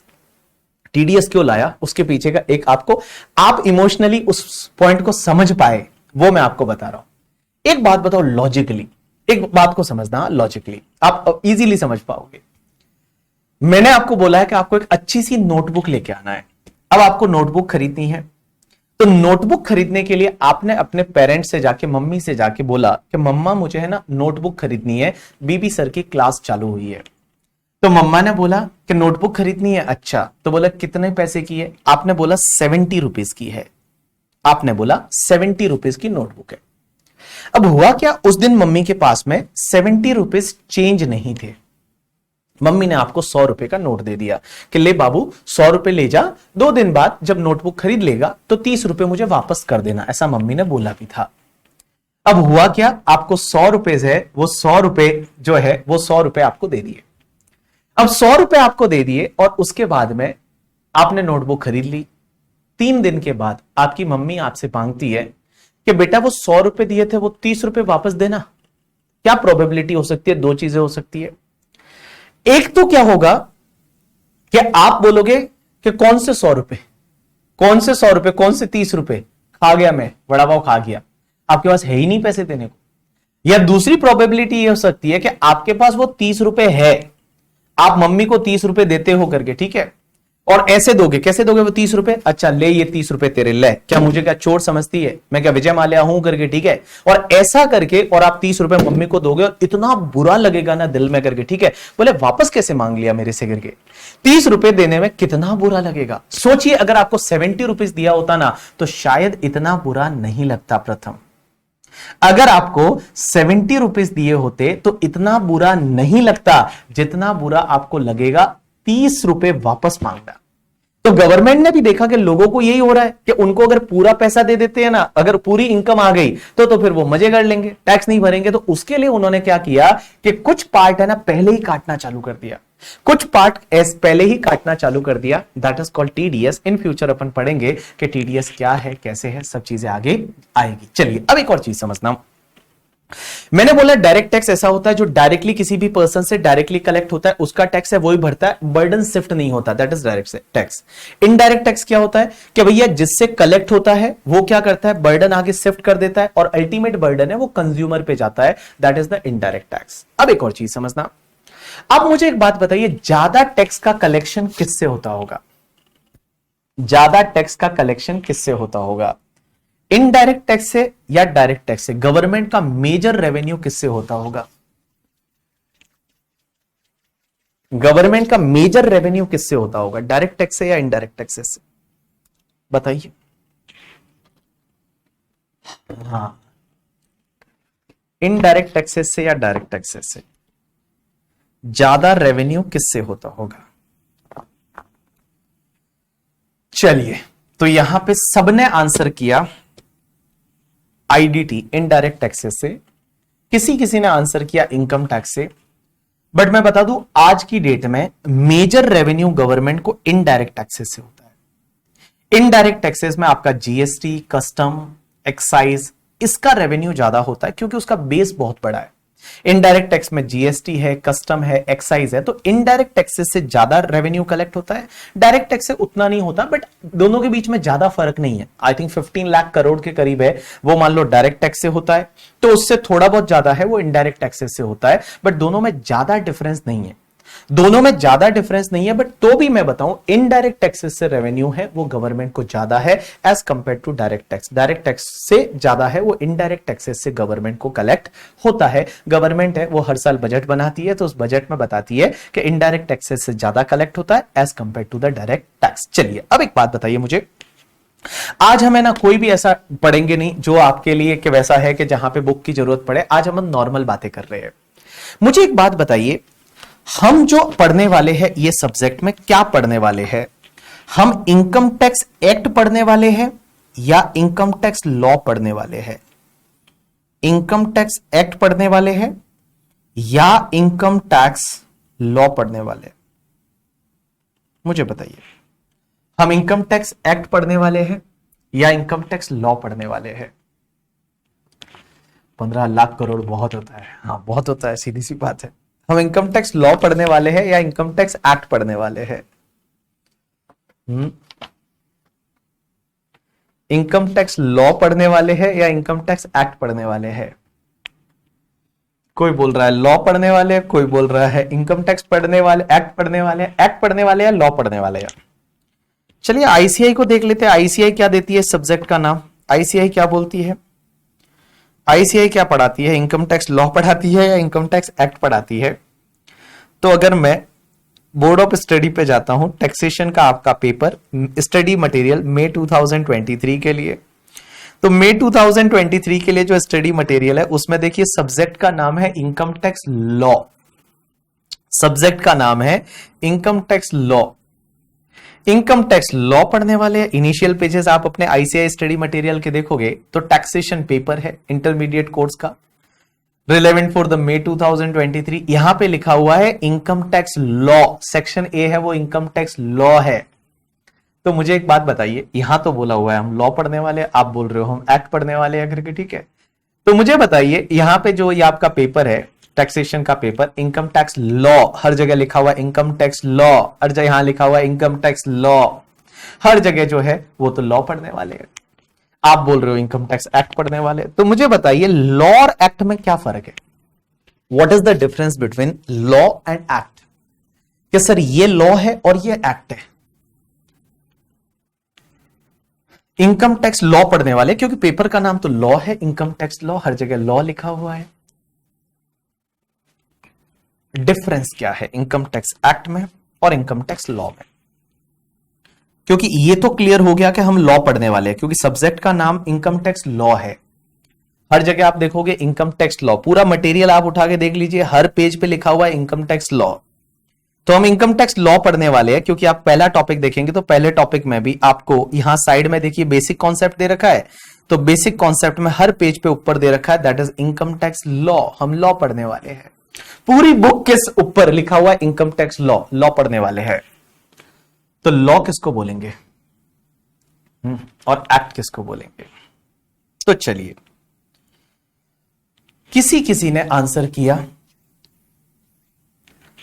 Law is part of act, कोई बोलता है law is wider term, law में एक्ट भी आ जाएगा, सेक्शन भी आ जाएगा। कोई बोलता है act is passed by legislative assembly and rules and regulation, law is a broader term of inclusive of the act, section, sub section, clauses, sub clauses and all. Law is made from the act, law is the act rule case studies, income tax act is the subset of income tax law, When will past income tax law become the act? Okay, law is under the act. तो अलग अलग by loss, पता नहीं जो आता था वो लिख लिया करके, ठीक है। क्या होता है ना, जब अपने को कुछ नहीं आता तो या बोल देने का, तो वैसी वाली बात है कि जब कुछ नहीं आ रहा तो कुछ भी बोल दो करके, ठीक है। क्या ही फर्क पड़ता है, अपने हाथ में कीबोर्ड है, टाइप ही तो करना है, तो कुछ भी लिख लो। तो चलिए मैं बताऊं अपन लोग क्या पढ़ने वाले, इनकम टैक्स लॉ, ये बात तो क्लियर है, लॉ पढ़ने वाले हैं। अब एक बात समझिए, सर आप बोलोगे लॉ किसको बोलेंगे और एक्ट किसको बोलेंगे, क्योंकि हम तो सोच रहे थे हम इनकम टैक्स एक्ट पढ़ने वाले हैं, आज बताया लॉ पढ़ने वाले हैं। तो देखो लॉ और एक्ट में फर्क है। फर्क यह है, जब मैं लॉ की बात कर रहा हूं, ये इनकम टैक्स लॉ है, ये जो है ये आपका लॉ है। इस लॉ के अंदर ही जो है वो आपके एक्ट आता है, एक्ट है वो लॉ के अंदर आता है। उसके बाद में जो रूल्स है वो रूल्स यहां पे आते हैं। उसके बाद में जो नोटिफिकेशन है वो नोटिफिकेशन इसके अंदर आते हैं। जो सर्क्यूलर है वो सर्क्यूलर इसके अंदर आते हैं। एज वेल एज द जो केस लॉज वगैरह होते हैं वो इसके अंदर आते हैं। इसका जब आप पूरा कंबाइंड स्टडी करते हैं ना, तब जाके आप बोलते हैं कि आप लॉ पढ़ने वाले हैं। देखिए लॉ जो है वो एक वाइडर टर्म है। लॉ के अंदर जो है वो आपका एक्ट भी आता है, रूल्स भी आते हैं, नोटिफिकेशन भी आते हैं, सर्कुलर भी आते हैं, केस लॉज भी आते हैं, और इन सबका जब आप कंबाइंड स्टडी कर लेते हैं तब आप बोलेंगे आप लॉ पढ़ रहे हैं, आप लॉ पढ़ रहे हैं। एक बात बताइए, आप लोग जो जीएसटी पढ़ा है आपने या पढ़ रहे हो, वहां पे भी आपने लॉ पढ़ा है। आप देखिए वहां जीएसटी लॉ लिखा हुआ है, वहां पे जीएसटी एक्ट नहीं लिखा हुआ। अगर आप पेपर देखेंगे तो पेपर में भी वहां पे वर्ड यूज हुआ होगा, दैट इज द आपको लॉ वर्ड यूज हुआ होगा जीएसटी के लिए भी। और जीएसटी के लिए जो आपको देखेंगे यहां पे, तो टैक्सेशन का जो पेपर है आपका 100 मार्क का पेपर है। 100 मार्क में से यहां पे जीएसटी के बारे में बताया नहीं है, इनडायरेक्ट टैक्सेस करके सिर्फ इनडायरेक्ट टैक्सेस लिखा हुआ है। तो यहां पे देखिए goods and service tax laws पढ़ने वाले हैं। लॉज पढ़ा आपने, जीएसटी लॉ पढ़ा है, आपने सिर्फ जीएसटी एक्ट नहीं पढ़ा, आपने जीएसटी लॉ पढ़ा है करके, ठीक है। चलिए अब एक बात समझिए, तो लॉ और एक्ट में कितना फर्क है ना, उतना ही फर्क है जितना इंडियन क्रिकेट टीम और रोहित शर्मा में है। देखिए ये जो है ना, ये इंडियन क्रिकेट टीम है। जब आप सब लोगों को मिला देते हैं तो इसको बोलते हैं आप इंडियन टीम, ये आपकी इंडियन टीम है। और एक बात समझिए, इस टीम के अंदर बहुत सारे लोग हैं। सबसे पहले जो कैप्टन है, उस कैप्टन को क्या बोलते हैं, रोहित शर्मा कैप्टन है। उसके साथ में उसको विराट कोहली की भी जरूरत पड़ती है। विराट कोहली जो है वो, विराट कोहली को मान लो आप रूल्स बना दो। उसके बाद में नोटिफिकेशन में हमारे ऋषभ पंत की भी जरूरत पड़ती है, तो ऋषभ पंत है वो मान लो नोटिफिकेशन है। उसके बाद में उसको बहुत सारे अच्छे अच्छे बॉलर की, अर्शदीप सिंह की जरूरत पड़ती है, जसप्रीत बुमराह की जरूरत पड़ती है करके, ठीक है, मोहम्मद सामी की जरूरत पड़ती है, अश्विन की जरूरत पड़ती है। ये सब मान लो सर्क्यूलर है। उसके साथ साथ में उनको बाकी जो बैट्समैन है उसकी भी जरूरत पड़ती है। तो एक बात बताओ, एक Rohit Sharma is a captain, but उसके अलावा सब लोग जब मिल जाते हैं तो वो एक टीम बन जाती है। तो यहां पे भी ऐसा ही है कि जब आप लॉ की बात करेंगे तो आप इनकम टैक्स लॉ पढ़ने वाले हैं बाबू। और ये लॉ के अंदर एक्ट भी आएगा, रूल्स भी आएगा, नोटिफिकेशन भी आएगा, सर्कुलर भी आएंगे, केस लॉज भी आएंगे। उन सबका जब कंबाइन स्टडी करेंगे ना, तब हम बोलेंगे हम जो लॉ है वो पढ़ रहे हैं। यस, स्काई की भी जरूरत पड़ती है, आजकल सब लोग स्काई के फैन है करके, ठीक है, that is the sky, Surya Kumar Yadav के फैन है, तो उसकी भी जरूरत पड़ती है। Answer is yes. तो हम लॉ पढ़ने वाले हैं। अब एक बात समझिए, सर एक्ट क्या होता है, रूल्स क्या होते हैं, नोटिफिकेशन क्या होते हैं, सर्कुलर क्या होते हैं, केस लॉज क्या होता है, वो मैं आपको पढ़ा लूंगा कि एक्ट जो है वो क्या होता है, उसके बाद रूल्स क्यों बनाए जाते हैं, उसके बाद नोटिफिकेशन क्या होता है, सर्कुलर क्या होता है, केस लॉज क्या होता है। ये सब चीजें हम पढ़ेंगे, एक चीजें हैं वो अपन पढ़ेंगे। चलिए अब मुझे एक बात बताइए, यहां पे हर जगह है ना एक सेक्शन लिखी होगी, हर जगह जब आप देखोगे तो एक सेक्शन लिखी होगी, क्योंकि हर बात सेक्शन में होने वाली है। यहां सेक्शन हिंदी में जो है वो, हिंदी में उसको धारा बोलते हैं, धारा के इस धारा के अंतर्गत, that is called Nausheen. Yes, आपका जो मुझे है चैट दिख रहा है। तो देखिए यहां पे सेक्शन होती है, तो क्वेश्चन यहां पे ये आता है कि ये सेक्शन है मान लो 12, उसके बाद 3, उसके बाद 5, उसके बाद A। इसको अगर किसी को फोन पे बताना है तो आप कैसे बताएंगे? इसको किसी को फोन पे बताना है तो आप कैसे बताएंगे? इसको जो है वो आपको फोन पे बताना है। किसी को फोन किया आपने और किसी ने पूछा कि मुझे ये बताओ, तो आप कैसे बोलेंगे इसको? इसको कैसे बोलेंगे? सेक्शन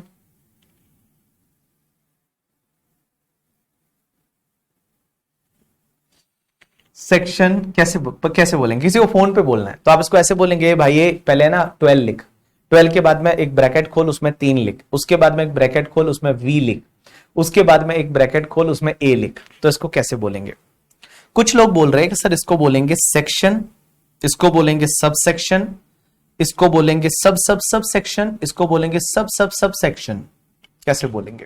फोन पे बोलना है तो इसको कैसे बोला जाता है? देखिए हमारे यहां पे किसी भी लॉ में आप देखोगे तो यहां पे जो सेक्शन है, पहले वाले को सेक्शन बोला जाता है, दूसरे वाले को सब सेक्शन बोला जाता है, तीसरे वाले को आपका क्लॉज बोला जाता है, एंड चौथे वाले को आपका सब क्लॉज बोला जाता है।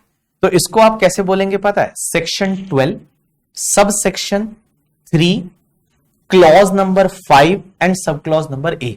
Section 12, sub section 3, clause number 5 and sub clause A, ऐसा आप बोलेंगे। तो section number 12, sub section 3, clause number 5 and sub clause A, ऐसा करके आप इसको रीड करेंगे। लेकिन एक चीज ध्यान रखना, हमेशा जो सेक्शन के साथ में लिखा होता है उसको सब सेक्शन ही बोलते हैं। Section, sub section, clause and sub clause. लेकिन इसका एक एक्सेप्शन आप ध्यान रखना, जैसे आप सेक्शन 2 देखेंगे ना, सेक्शन 2 का 11, इसको अपन सब सेक्शन नहीं बोलेंगे। सेक्शन 2 के साथ में जो लिखा होगा, जो मयंक सेक्शन 2 के साथ में जो लिखा होता है उसको कभी भी सब सेक्शन नहीं बोलते। इसको क्या बोलते हैं? सेक्शन 2, इसको तो सेक्शन बोलेंगे और इसके साथ में जो लिखा हुआ है इसको सीधा क्लॉज बोलेंगे। आपने एक बात बताओ, कॉन्ट्रैक्ट एक्ट पढ़ा होगा, तो कॉन्ट्रैक्ट एक्ट में आपने देखा होगा सेक्शन 2 का एक क्लॉज नंबर एच है, वो कॉन्ट्रैक्ट की बात करता है या अग्रीमेंट की बात करता है, आई डोंट नो, बट उसमें जो है सेक्शन 2 के साथ में जो लिखा होता है उसको हमेशा क्लॉज बोलते हैं। अब आप बोलोगे ऐसा कैसे सर? तो एक बात बताऊं आपको, देखो कब आपको क्लॉज बोलना है, कब आपको सेक्शन बोलना है, उसके बारे में मैं एक स्टैंडर्ड रूल बनाता हूं जो आपके एग्जाम के लिए रिलेवेंट नहीं है। ऑब्वियसली आज जो हम बात कर रहे हैं मोस्ट ऑफ बातें ऐसी है जो एग्जाम के लिए रिलेवेंट नहीं है, सिर्फ बेसिक बातें हैं, क्योंकि मुझे आगे जाके जरूरत पड़ेगी। मैं कहीं सेक्शन बोल दूंगा, कहीं क्लॉज बोल दूंगा, आप फिर कंफ्यूज हो जाओगे, बोलोगे क्लॉज क्यों बोला यहां पे करके, ठीक है? तो देखिए क्या होता है ना, अगर मान लो कोई भी एक्ट है और उस एक्ट में जैसे मान लो ये आपकी एक सेक्शन है, सेक्शन 11, यहां पे 1 दे रखा है, फिर 2 दे रखा है, फिर 3 दे रखा है, फिर 4 दे रखा है, ये 5 दे रखा है, ये सब सेक्शन है। अगर ये आपस में एक दूसरे से इंटरलिंक है, अगर ये आपस में एक दूसरे से लिंक है, ये आपस में एक दूसरे से लिंक है, तो उसको बोला जाता है सब सेक्शन। क्या सेक्शन 11(1) है और 11(1) के बाद में 11(1) के बाद में 11(2) जो है उसका 11(1) से लिंकेज है, 11(3) का लिंकेज है, 4 का लिंकेज है, 5 का लिंकेज है। तो जब ये आपस में एक दूसरे से लिंक होते हैं ना, तो इसको बोला जाता है आपका सब सेक्शन। लेकिन मान लो अगर आपको एक ऐसी लिस्ट दे रखी है और वो लिस्ट में एक दूसरे से कोई लिंक है ही नहीं, लिस्ट दे रखी है और एक दूसरे का कोई भी लिंकेज नहीं है, रिलेटेबल नहीं है, तो उस केस में वो बोला जाता है क्लॉज। जैसे मैं बताऊं, सेक्शन 2 की बात करूं तो सेक्शन 2 में हो सकता है कि जैसे 214 करके है, एक कैपिटल असेट की डेफिनेशन देता है। उसके बाद में एक सेक्शन मान लो 247 है, वो ट्रांसफर की डेफिनेशन देता है। उसके बाद 21 है, वो किसी और की डेफिनेशन दे रहा है। 23 है, वो किसी और की डेफिनेशन दे रहा है। तो यहां पे जो है ना, ये आपस में एक दूसरे से इंटरलिंक नहीं है, ये इंडिपेंडेंट आइटम है। ये आपस में एक दूसरे से लिंकेज नहीं है, ये इंडिपेंडेंट आइटम है। तो यहां पे वर्ड यूज करते हैं क्लॉज। यहां पे जो वर्ड यूज करते हैं दैट इज क्लॉज, बट यहां पे वर्ड यूज करते हैं सबसेक्शन। अब सर एक बात बताइए, हमको कैसे पता चलेगा कि इनकम टैक्स में कहां पे क्लॉज है और कहां पे सबसेक्शन है? तो मैं बताऊं आपको, मैं आपको बताऊं होता क्या है। इनकम टैक्स की अगर मैं बात करूं तो इनकम टैक्स में आप ऐसे याद रख सकते हैं, एक तो सेक्शन नंबर 2 जो है उसमें जितना भी लिखा हुआ वो सब क्लॉज है। एक सेक्शन नंबर 10 जो है, 10 में जितने भी लिखा हुआ है वो क्लॉज है। और एक सेक्शन नंबर 47 है। ये 3 सेक्शन ऐसी है आपके लिए समझ सकते हैं कि इन 3 सेक्शन में जो भी लिखा हुआ है वो उस पास में जो लिखा जाएगा वो आपका सब सेक्शन नहीं होगा, वो क्लॉज होगा। जैसे सेक्शन 10 है, वो 10(1) में मैं बताऊं एग्रीकल्चर इनकम को एग्जाम कर रखा है, एग्रीकल्चर इनकम पे टैक्स ले भी नहीं सकते, तो एग्रीकल्चर इनकम को एग्जाम कर रखा है, वो 10(1) में है। फिर दूसरी सेक्शन है करके कोई एक 10 मान लो 10(10) है करके, ठीक है, जिसमें 10(10) में ग्रेचुइटी का इनकम मिलता है, वो एग्जाम्प्ट है। 10(10)A में कुछ पेंशन मिलती है, वो एग्जाम्प्ट है। तो यहां पे कुल मिला के उन्होंने एग्जाम्पशन जो है वो एग्जाम्पशंस की सेक्शन दे रखी है, तो आंसर इज यस। यहां पे सेक्शन 2, 10 और 47 ये 3 सेक्शन ऐसी है जिसके साथ में जो भी लिखा होगा वो हमेशा क्लॉज होगा। क्या होगा? क्लॉज होगा। बट बाकी जगह जो है वो आपका सेक्शन होगा करके, ठीक है। तो बाकी जहां पे भी मैं आपको बोलूं, जैसे मैंने आपको बोल दिया कि सेक्शन 43 सब सेक्शन 1 ये सब सेक्शन है, बट मैं अगर आपको बोलता हूं कि 211 तो ये आपका क्या है? 211 है, वो क्लॉज है। अगर मैं आपको बोलता हूं 10(5) तो ये 10(5) क्या है? क्लॉज है। Section 10 clause number 5। तो 2 में, 10 में और 47 में जो साथ में लिखा होगा वो क्लॉज होगा करके, ठीक है। और उसके बाद में जो बाकी सेक्शन है उसके साथ में जो लिखा होगा वो तुम्हारा सब सेक्शन होगा। क्या हमको सारे सेक्शन याद करने हैं? हम आपको बता देंगे भाई, हम आपको बता देंगे बबलू भैया कि आपको क्या क्या जो है वो याद रखना है, कितना याद रखना है। बिकॉज अगर आप सेक्शन देखने जाएंगे तो यहां पे 700 के करीब सेक्शन है। इनकम टैक्स में 700 के करीब सेक्शन है। ऐसे आप देखोगे तो आईसीआई ने बोला हुआ है कि 298 सेक्शन है, बट एग्जैक्टली 298 सेक्शन नहीं है। सेक्शन आप देखेंगे तो बहुत सारी है। अगर मैं आपको इनकम टैक्स की वेबसाइट पे लेके जाऊं और आप मुझे बोलेंगे कि सर कितनी सेक्शन है हमारे एक्ट में, तो इनकम टैक्स गवर्नमेंट की ये वेबसाइट, और इस वेबसाइट पे ये देखिए income tax law and rules, ये लिखा होता है ना कि आप लॉ पढ़ रहे हो, तो यहां पे टैक्स लॉज पढ़े रहे, क्योंकि उसमें एक्ट भी है, रूल्स भी है, सर्कुलर भी है, नोटिफिकेशन है, बजट्स है, बहुत सारी चीजें हैं। तो अगर मैं इनकम टैक्स एक्ट की बात करूं तो इनकम टैक्स एक्ट में आपका इनकम टैक्स एक्ट है, उसमें कितनी सेक्शन है? ऐसे नंबर वाइज अगर आप देखोगे तो मैं लास्ट पेज पे जाता हूं, तो लास्ट पेज पे आपको पता है यहां पे आपका जो सेक्शन है दैट इज सेक्शन ऐसे 298 है। ये देखिए लास्ट सेक्शन है, that is power to remove the difficulty. ऐसे सेक्शन इनकम टैक्स एक्ट में 298 है। ये 298 सेक्शन, ऐसा तो 298 है बट ऐसे 298 नहीं है, ऐसे सेक्शन आपकी 700 के करीब चली जाएगी। आप बोलोगे ऐसा कैसे?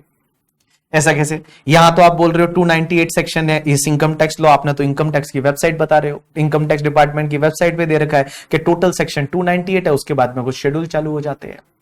तो यहां पे 298 सेक्शन है, बट ऐसा नहीं है, टोटल सेक्शन 700 के करीब चली जाती है। ऐसा क्यों? कि इन्होंने क्या किया ना, जैसे मैं आपको एक सेक्शन बताता हूं 35, दो देखिए 35 जो सेक्शन है वो 35 एक नहीं है।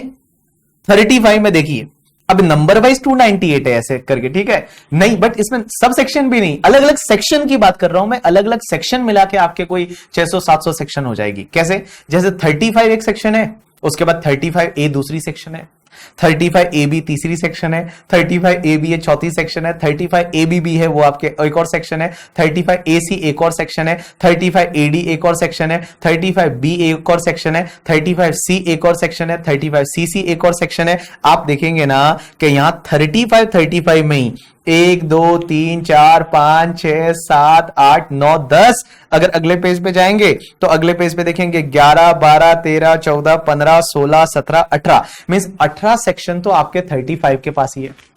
35 में ही 18 सेक्शन है करके, ठीक है। तो यहां पे ऐसा नहीं है कि सिर्फ 298 सेक्शन है, बहुत ज्यादा सेक्शन है, बट अपने को इंटर लेवल पे कितना पढ़ना है, डोंट वरी, इंटर लेवल पे बहुत ही कम सेक्शन है। इंटर लेवल पे आप में बहुत कम सेक्शन है। जैसे 35 की सीरीज की बात करूं तो उसमें से आधी सेक्शन है जो आपके लिए नहीं है, आधी सेक्शन है वो आपके लिए नहीं है। तो यहां पे आप टेंशन ना लीजिए, आपके लिए बहुत ही कम सेक्शन है। तो मैं आपको सिर्फ ये बता रहा हूं कि सेक्शन कैसे रीड करते हैं। अब एक और चीज समझना, कहीं कहीं पे अपन केस लॉ का भी रेफरेंस देंगे, डरो मत, ठीक है, ऐसा कुछ भी नहीं है, बहुत इजी है। हाँ, अब एक बात समझना, बहुत सारी जगह केस लॉस का रेफरेंस आएगा। अब आप बोलोगे केस लॉ क्या होता है करके, ठीक है, तो देखिए केस लॉ क्या होता है। जैसे मैं एक एग्जांपल लेता हूं, केस लॉ कैसे लिखा जाता है। जैसे मान लो केस लॉ लिखा हुआ है SRK versus CIT, SRK versus CIT, और साथ में लिखा होता है 239 CTR 59 एंड बॉम्बे, एंड पास में लिखा हुआ है 2022। सर ये केस लॉ ऐसे मान लो नाम एक, ठीक है। अब एक बात समझना, कुछ भी नहीं लिखना है अभी तक बुक में। इधर देखिए, इस केस लॉ को कैसे पढ़ेंगे। तो ये जो केस लॉ है इसको कैसे पढ़ेंगे, SRK वर्सेस CIT, CIT का मतलब commissioner of income tax, 259 CTR 59, ये क्या होता है बताता हूं, और बॉम्बे हाईकोर्ट का जजमेंट है 2022 का। अब एक बात समझना, इसमें जो सबसे पहले जो नाम आता है ना हर्षवर्धन, वो पहले नाम आता है उस पर्सन का जिसने केस किया है, मतलब जो अपीलेंट होता है उसका नाम पहले आता है कि इसने केस किया था। तो SRK ने केस किया था, और यहां पे CIT जो है वो आपका रेस्पोंडेंट पर्सन है। रेस्पोंडेंट पर्सन का मतलब होता है कमिश्नर ऑफ इनकम टैक्स जो है वो कमिश्नर ऑफ इनकम टैक्स है, वो CIT means commissioner of income tax वो सेकंड पर्सन है। जो रेस्पोंडेंट पर्सन है इसने केस किया था, इसके ऊपर केस किया था। अब आप बोलोगे ये केस क्या होता है, ये एक आप ऐसा समझ सकते हो एक इंडेक्स नंबर है कि ये केस कहां पे नोट कर रखा है, मींस ये केस है वो रिकॉर्डेड कहां पे, नोट कहां कर रखा है, उसका एक इंडेक्स नंबर है।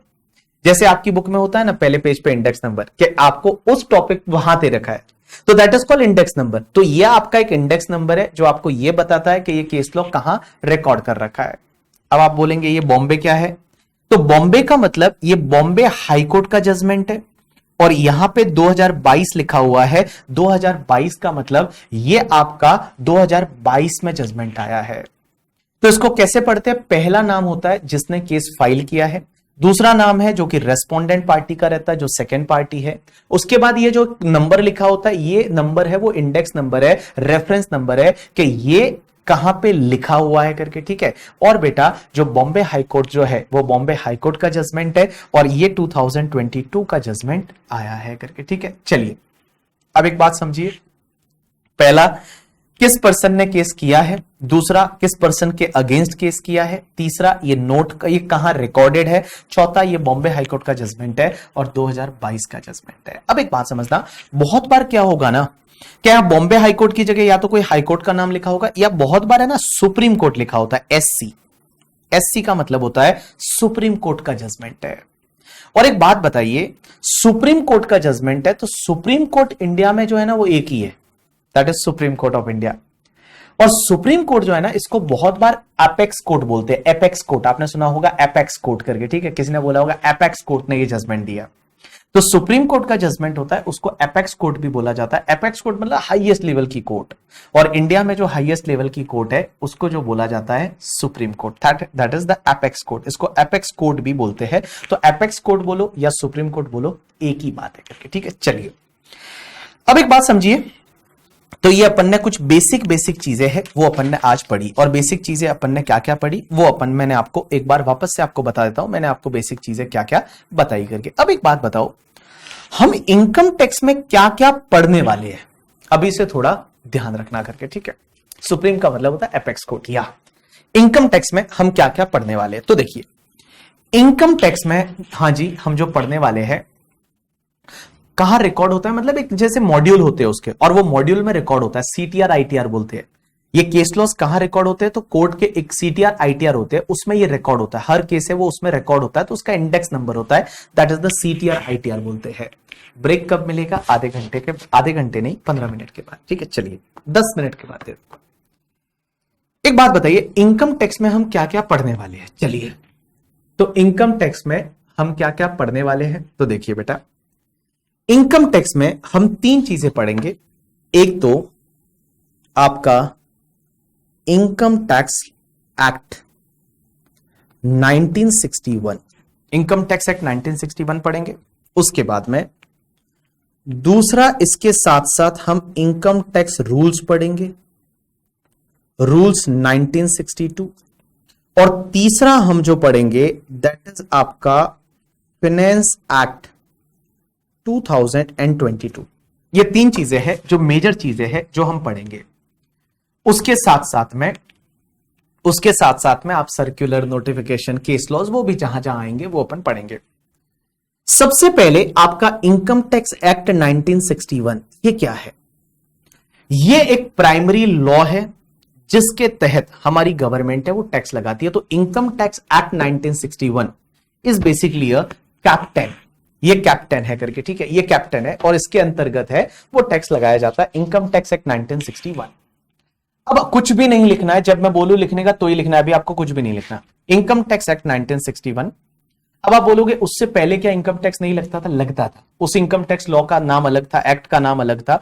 पिछले 200 सालों से टैक्स लगता है, 200-300 सालों से टैक्स लग रहा है, बट यहां पे अभी जो आपके लिए रिलेवेंट है that is income tax act 1961। अब आप समझिए, ये इनकम टैक्स एक्ट 1961 है ना, इसमें हर चीज लिखी हुई है कि भाई किसको टैक्स लगाना है, जो है किस किस को टैक्स लगेगा, कब लगेगा, कैसे लगेगा, वो सब चीजें इसमें दे रखी है। लेकिन ये इनकम टैक्स रूल्स क्या करते हैं? देखिए रूल्स जो है ना, वो रूल्स इस एक्ट को सपोर्ट करते हैं। मींस एक्ट को सपोर्ट करने के लिए, एक्ट को सपोर्ट करने के लिए रूल्स बनाए जाते हैं। एक्ट जो है वो एक्ट को सपोर्ट करने के लिए रूल्स बनाए जाते हैं। आप बोलोगे कैसे सपोर्ट करेंगे? कोई एग्जांपल बताएंगे कि ये एक्ट और ये रूल है? जैसे मैं एक एग्जांपल लेता हूं, इनकम टैक्स एक्ट 1961 में यह दे रखा है कि आपको डेप्रीशिएशन अलाउ होगा अंडर सेक्शन 32। जैसे सेक्शन 32 एक्ट में लिखा है कि डेप्रीशिएशन अलाउ होगा, लेकिन उसमें ऐसा लिखा हुआ है at prescribe rate, at prescribe rate. अब आप बोलोगे रेट कहां दे रखी है? रेट दे रखी है रूल्स में। तो डेप्रीशिएशन की जो रेट्स है ना, वो रेट्स दे रखी है रूल्स में। फिर तो रूल्स क्या होते हैं? जो एक्ट को सपोर्ट करने के लिए रूल्स बनाए जाते हैं। एक्ट में जो चीजें लिखी हुई है, अब एक्ट को सपोर्ट करने के लिए क्या बनाए जाते हैं? रूल्स। आपने अगर जीएसटी पढ़ा होगा, नहीं पढ़ा है तो कोई बात नहीं, अगर आपने जीएसटी पढ़ा होगा तो जीएसटी में आपने सुना होगा कि जीएसटी का इस वैल्यू पे आपको जीएसटी लगेगा 100%, 18% मान लो। अब वो वैल्यू कैसे निकालनी है? तो वैल्यू के लिए रूल्स बना रखे हैं। तो जो रूल्स है ना, वो रूल्स क्या करते हैं? एक्ट को सपोर्ट करते हैं। वैल्यूएशन रूल्स आपने देखा होगा, जीएसटी में वैल्यूएशन रूल्स होते हैं, वो रूल्स में बना रखे। तो रूल्स क्या होते हैं? एक्ट में एक प्रोविजन डाला हुआ है, एक्ट को मैं प्रोविजन को इंप्लीमेंट कराने के लिए क्या बनाए जाते हैं? रूल्स बनाए जाते हैं। जैसे इनकम टैक्स एक्ट में लिख लिया करके, ठीक है, कि आपको इनकम टैक्स रिटर्न फाइल करना है in the prescribe form, but form कहां प्रिस्क्राइब है? वो फॉर्म प्रिस्क्राइब है आपके इनकम टैक्स रूल्स में। तो रूल्स में वो लोग क्या करते हैं? फॉर्म जो है वो फॉर्म को प्रिस्क्राइब करते हैं, क्योंकि एक्ट में हर चीज नहीं डाल सकते ना। एक्ट में लिखा हुआ है कि प्रिस्क्राइब, तो प्रिस्क्राइब कहां पे करेंगे? वो प्रिस्क्राइब है वो रूल्स में करेंगे। तो इनकम टैक्स रूल्स जो होते हैं वो एक्ट को you can say that the support करते हैं, जो एक्ट है वो एक्ट में कोई चीज लिखी कि भाई depreciation is allowed in income tax at a prescribe rate. Rate कहां दे रखी है? आपके रूल्स में दे रखी है। बट सर एक बात बताओ, यहां इनकम टैक्स एक्ट 1961 है, ये तो 1961 में बन गया होगा। इनकम टैक्स रूल्स 1962 में बन गया होगा। लेकिन सर एक बात बताइए, अब ये एक्ट जो है वो तो 61 में बन गया होगा, लेकिन इसमें कुछ ना कुछ अमेंडमेंट्स तो करने पड़ते होंगे, क्योंकि उस टाइम पे इंडिया की हालत कोई अलग तरीके की थी। उस टाइम पे कुछ और सर्कमस्टेंसेस रहे होंगे, आज की डेट में सर्कमस्टेंसेस अलग है। तो इस एक्ट में चेंज कैसे किया जाता है? बेटा इस एक्ट में चेंज किया जाता है हर साल फाइनेंस एक्ट के थ्रू। फाइनेंस एक्ट के थ्रू हर साल जो है वो इनकम टैक्स में अमेंड किया जाता है, अमेंडमेंट किए जाते हैं, वो फाइनेंस एक्ट के थ्रू किए जाते हैं। और फाइनेंस एक्ट के थ्रू हर साल अमेंडमेंट किए जाते हैं। अब आप बोलोगे फाइनेंस एक्ट क्या बला है? फाइनेंस एक्ट या जिसको आप फाइनेंस एक्ट भी बोल सकते हैं, ये क्या बला है? तो एक बात बताऊं, ये फाइनेंस एक्ट क्या होता है कि हर साल आपको पता है बजट आता है, और जो बजट आता है वो बजट कौन सी डेट को आता है? आप मुझे बताइए। हर साल एक बजट आता है, और वो बजट कौन सी डेट को आता है? 1 फेब को आता है। लास्ट बजट 1 फेब 2022 को आया था, और 1 फेब 2022 को हमारी जो निर्मला सीतारमण जी है फाइनेंस मिनिस्टर, वो फाइनेंस मिनिस्टर बजट को प्रेजेंट करती है, और प्रेजेंट फाइनेंस मिनिस्टर है वो निर्मला सीतारमण जी है। निर्मला सीतारमण जी जो है वो निर्मला सीतारमण जी हमारी अभी जो है वो फाइनेंस मिनिस्टर है, और फाइनेंस मिनिस्टर है वो बजट को प्रेजेंट करती है। अब एक बात समझना, ये जो बजट होता है ना, इस बजट का एक पार्ट होता है जिसको बोला जाता है फाइनेंस बिल। फाइनेंस बिल, और जो फाइनेंस बिल आपका 2022 है वो प्रेजेंट किया गया था इस दिन 1 फरवरी 2022 को निर्मला सीतारमण जी ने पार्लियामेंट में एज अ फाइनेंस बिल 2022, उसको पहले फाइनेंस बिल बोला जाता है।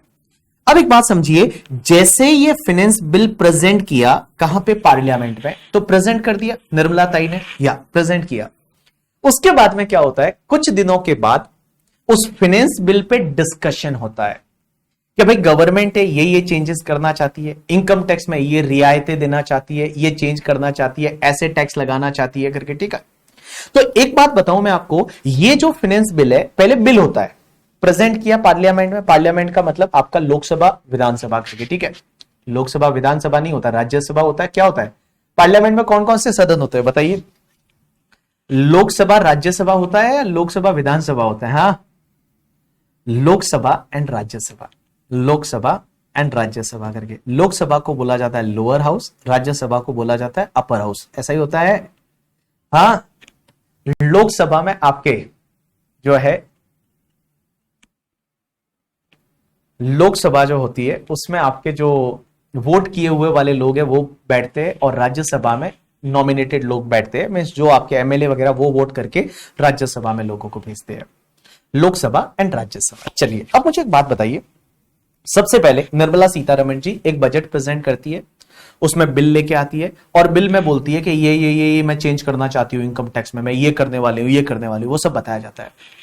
उसके बाद में कुछ दिन के बाद उस पर क्या होती है, बहस होती है, और बहस कहां पे होती है, पार्लियामेंट में। और बहस होने के बाद में, बहस होने के बाद वो जो फाइनेंस बिल है ना, वो फाइनेंस बिल को पास कर दिया जाता है आपके दोनों हाउस ऑफ पार्लियामेंट से, और जब पास होने के बाद में वो जाता है हमारे प्रेसिडेंट के पास में, और प्रेसिडेंट जिस दिन उस पर साइन कर लेते हैं, प्रेसिडेंट जिस दिन उस पर साइन कर देते हैं, ये आपका फाइनेंस एक्ट बन जाता है, फाइनेंस एक्ट 2022। तो एक बात समझिए, आपका पहले ये क्या बोला जाता है, फाइनेंस बिल बोला जाता है। जब तक प्रेसिडेंट के साइन नहीं होते हैं तब तक उसको बिल बोला जाता है, और जब उसके साइन हो जाते हैं, जब पास हो जाता है वो और साइन हो जाते हैं, उस दिन से उसको क्या बोला जाता है, फाइनेंस एक्ट बोला जाता है। तो बिल जब तक प्रेसिडेंट के साइन नहीं हुए उसको बिल ही बोला जाएगा, लेकिन जैसे ही प्रेसिडेंट ने साइन कर दिए उस दिन से वो आपका एक्ट बोला जाएगा, दैट इज फाइनेंस एक्ट 2022। तो जितने भी इनकम टैक्स एक्ट में चेंजेस है, जितने भी आपके जीएसटी के चेंजेस है, वो चेंजेस किसके थ्रू आते हैं, फाइनेंस एक्ट के थ्रू आते हैं। और फाइनेंस एक्ट में लिखा होता है कि अच्छा ये इनकम टैक्स की सेक्शन काम की नहीं है, ये इनकम टैक्स की सेक्शन में ये चेंज करना है, ये सेक्शन को हमने ऐड किया, ये सेक्शन को हमने हटाया है करके, ठीक है। तो यहां पे जो बेटा है वो फाइनेंस एक्ट के थ्रू आपके इनके जो चेंजेस है वो फाइनेंस एक्ट के थ्रू होते हैं। तो फाइनेंस एक्ट के थ्रू इसके जो चेंजेस होंगे, तो आपके एग्जाम के लिए क्या क्या चीजें रिलेवेंट है, income tax act 1961, income tax rules 1962 और फाइनेंस एक्ट 2022। और फाइनेंस एक्ट 2022 है, इसका जो बजट है वो 1 Feb 2022 को आया था। और बेटा ये कौन लेके आता है, फाइनेंस मिनिस्टर है निर्मला सीतारमण जी लेके आती है। पहले फाइनेंस बिल होता है और जैसे ही उसको प्रेसिडेंट साइन कर लेता है वो फाइनेंस एक्ट बन जाता है। तो मार्च के एंड तक जाते जाते और ये एक्ट बन जाता है। पहले बिल रहता है, बजट प्रेजेंट करते हैं उस दिन वो बिल बोला जाता है, फिर वो पास हो जाता है, उसको फाइनेंस एक्ट बोला जाता है। अब एक चीज समझना सर, बजट जो है वो बजट हर साल जो है वो एक ही आता है, एक ही बजट आता है करके, ठीक है, एक ही बजट आता है 1 Feb को। लेकिन एक चीज समझना, जिस ईयर में इलेक्शन होते हैं ना, इलेक्शन जिस ईयर में इलेक्शन होते हैं वो इलेक्शन वाले ईयर में आपके 2 बजट आते हैं, इलेक्शन वाले ईयर में आपके 2 बजट आते हैं करके, ठीक है, इलेक्शन वाले ईयर में 2 बजट आते हैं। जैसे लास्ट इलेक्शन कब हुआ था, तो लास्ट इलेक्शन आपको पता है 2019 में हुआ था। तो 2019 में क्या हुआ था, आपके 2 बजट आए थे और उस साल में 2 फाइनेंस एक्ट बनते हैं। जिस ईयर में इलेक्शन होता है उस ईयर में पहला जो बजट आया था वो आपका 1 Feb 2019 को आया था, और उस टाइम आपके फाइनेंस मिनिस्टर हुआ करते थे, that is the Piyush Goyal ji. ये पीयूष गोयल जी ने पहला बजट प्रेजेंट किया था 1 Feb 2019 को। तो मैं बताऊं उस साल का आपका फाइनेंस एक्ट, उस साल का आपका जो फाइनेंस एक्ट है वो 2 फाइनेंस एक्ट आपको देखने को मिलेंगे। फाइनेंस एक्ट नंबर 1 था ये, जो इलेक्शन से पहले आया था 2019। उसके बाद में एक बात समझना, हर साल ऐसा होता है जब इलेक्शन होते हैं इलेक्शन वाले ईयर में क्या होता है, इलेक्शन वाले ईयर में दो बजट आते हैं। दो बजट क्यों आते हैं, उसके पीछे का रीजन क्या है सर? एक बड़ा सिंपल सा लॉजिकल रीजन है। एक बात बताओ, बजट मतलब फ्यूचर की बात करता है, बजट मींस फ्यूचर की बात करता है कि अगले साल हम क्या करने वाले हैं। तो अगले साल हम क्या करने वाले हैं? अब बेटा 2019 का बजट आया, तो 2019 का बजट तो नॉर्मली एप्लीकेबल ये कौन से ईयर की बात करेगा? 1 अप्रैल 2019 से लेके और 31 मार्च 2020 इस फाइनेंशियल ईयर की बात करेगा।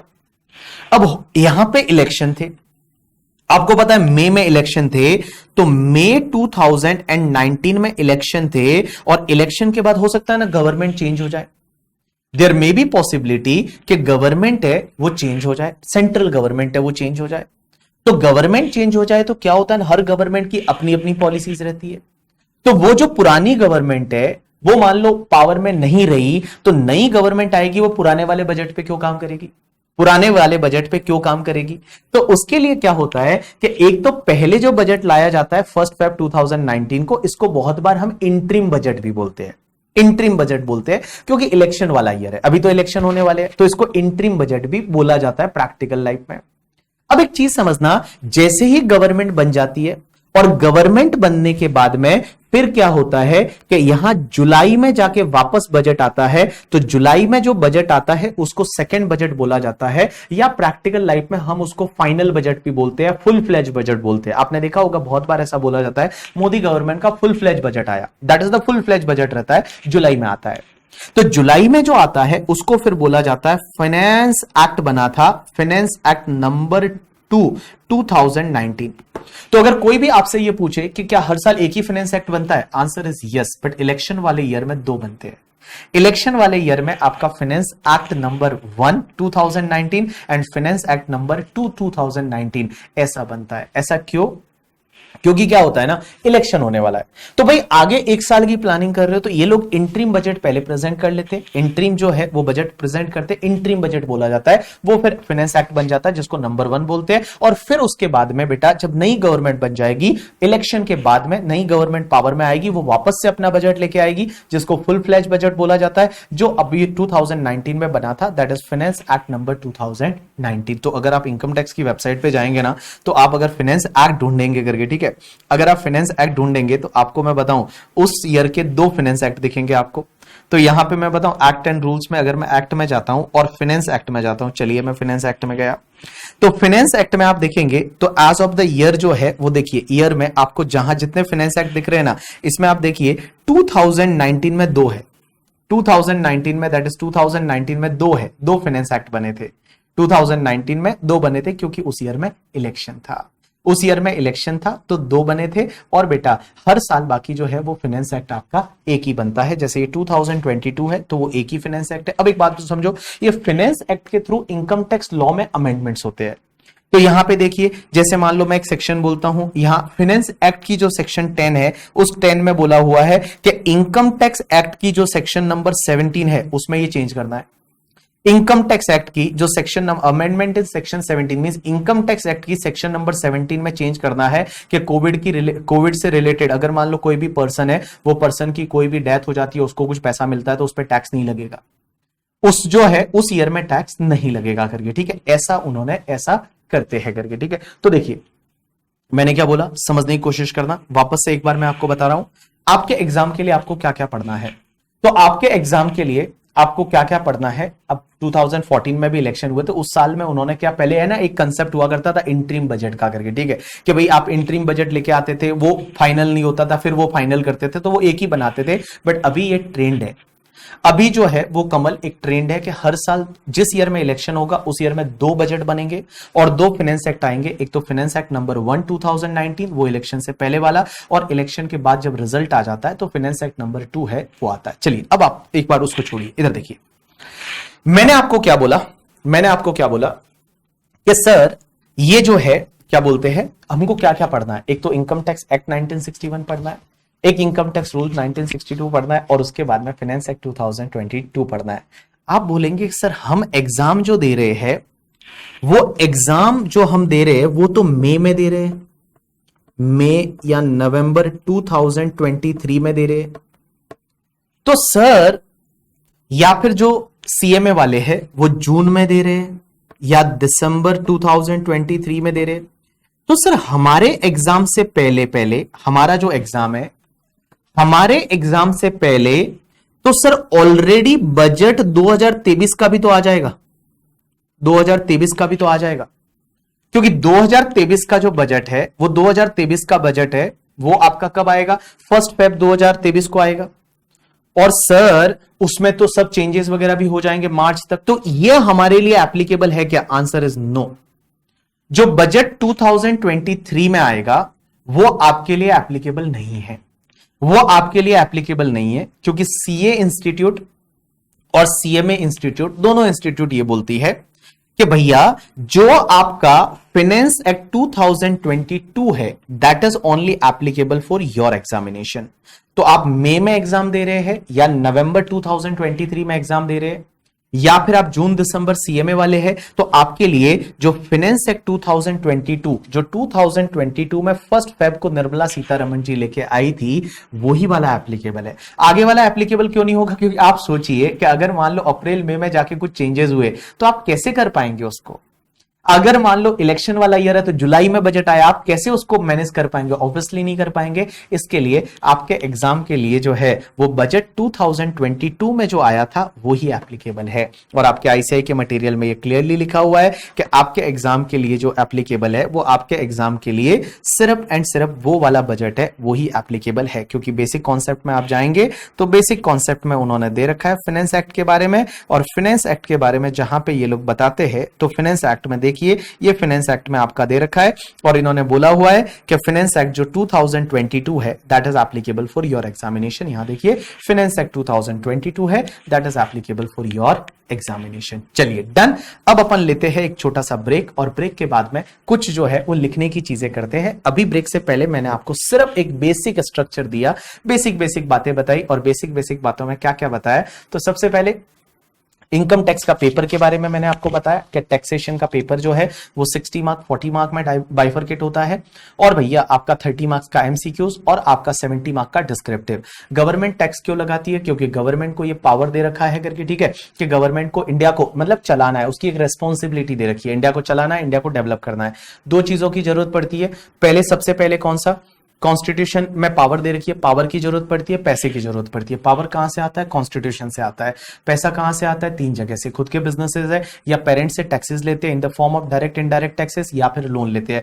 अब एक बात समझना, उसके बाद मैंने आपको बताया सेक्शन कैसे रीड करनी है, तो section, sub section, clause, sub clause करके, ठीक है। लॉ और एक्ट में क्या फर्क होता है वो मैंने आपको बताया। कहां पे आपको सेक्शन देखना है, सब सेक्शन देखना है, कहां पे आपको क्लॉज देखना है। क्लॉज का मतलब क्या होता है कि जहां पे सेक्शन 2 है, 10 है, 47 है वहां क्लॉज बोलेंगे, बाकी सब जगह हम सेक्शन बोलेंगे। उसके बाद आपको पढ़ना क्या क्या है? इनकम टैक्स एक्ट 1961 पढ़ना है, इनकम टैक्स रूल्स 1962 पढ़ना है, फाइनेंस एक्ट 2022 पढ़ना है, क्योंकि आपके लिए एग्जाम के लिए फाइनेंस एक्ट 2022 एप्लीकेबल है। फाइनेंस एक्ट 2022 से जितने भी अमेंडमेंट्स हुए हैं इनकम टैक्स लॉ में वो सब आपके लिए एप्लीकेबल है करके, ठीक है। चलिए 10 मिनट का आप लीजिए ब्रेक, और 10 मिनट के ब्रेक के बाद हम कंटिन्यू करेंगे और वहां पे हम कुछ लिखने की, और अपन इनकम टैक्स अब आएंगे अब अपने मटेरियल पे, और हम अब जो है इनकम टैक्स वाले एरिया में आएंगे और वहां से हम पढ़ना चालू करेंगे, ठीक है। चलिए तो 10 मिनट का ब्रेक लीजिए और 10 मिनट के बाद में हम कंटिन्यू करते हैं।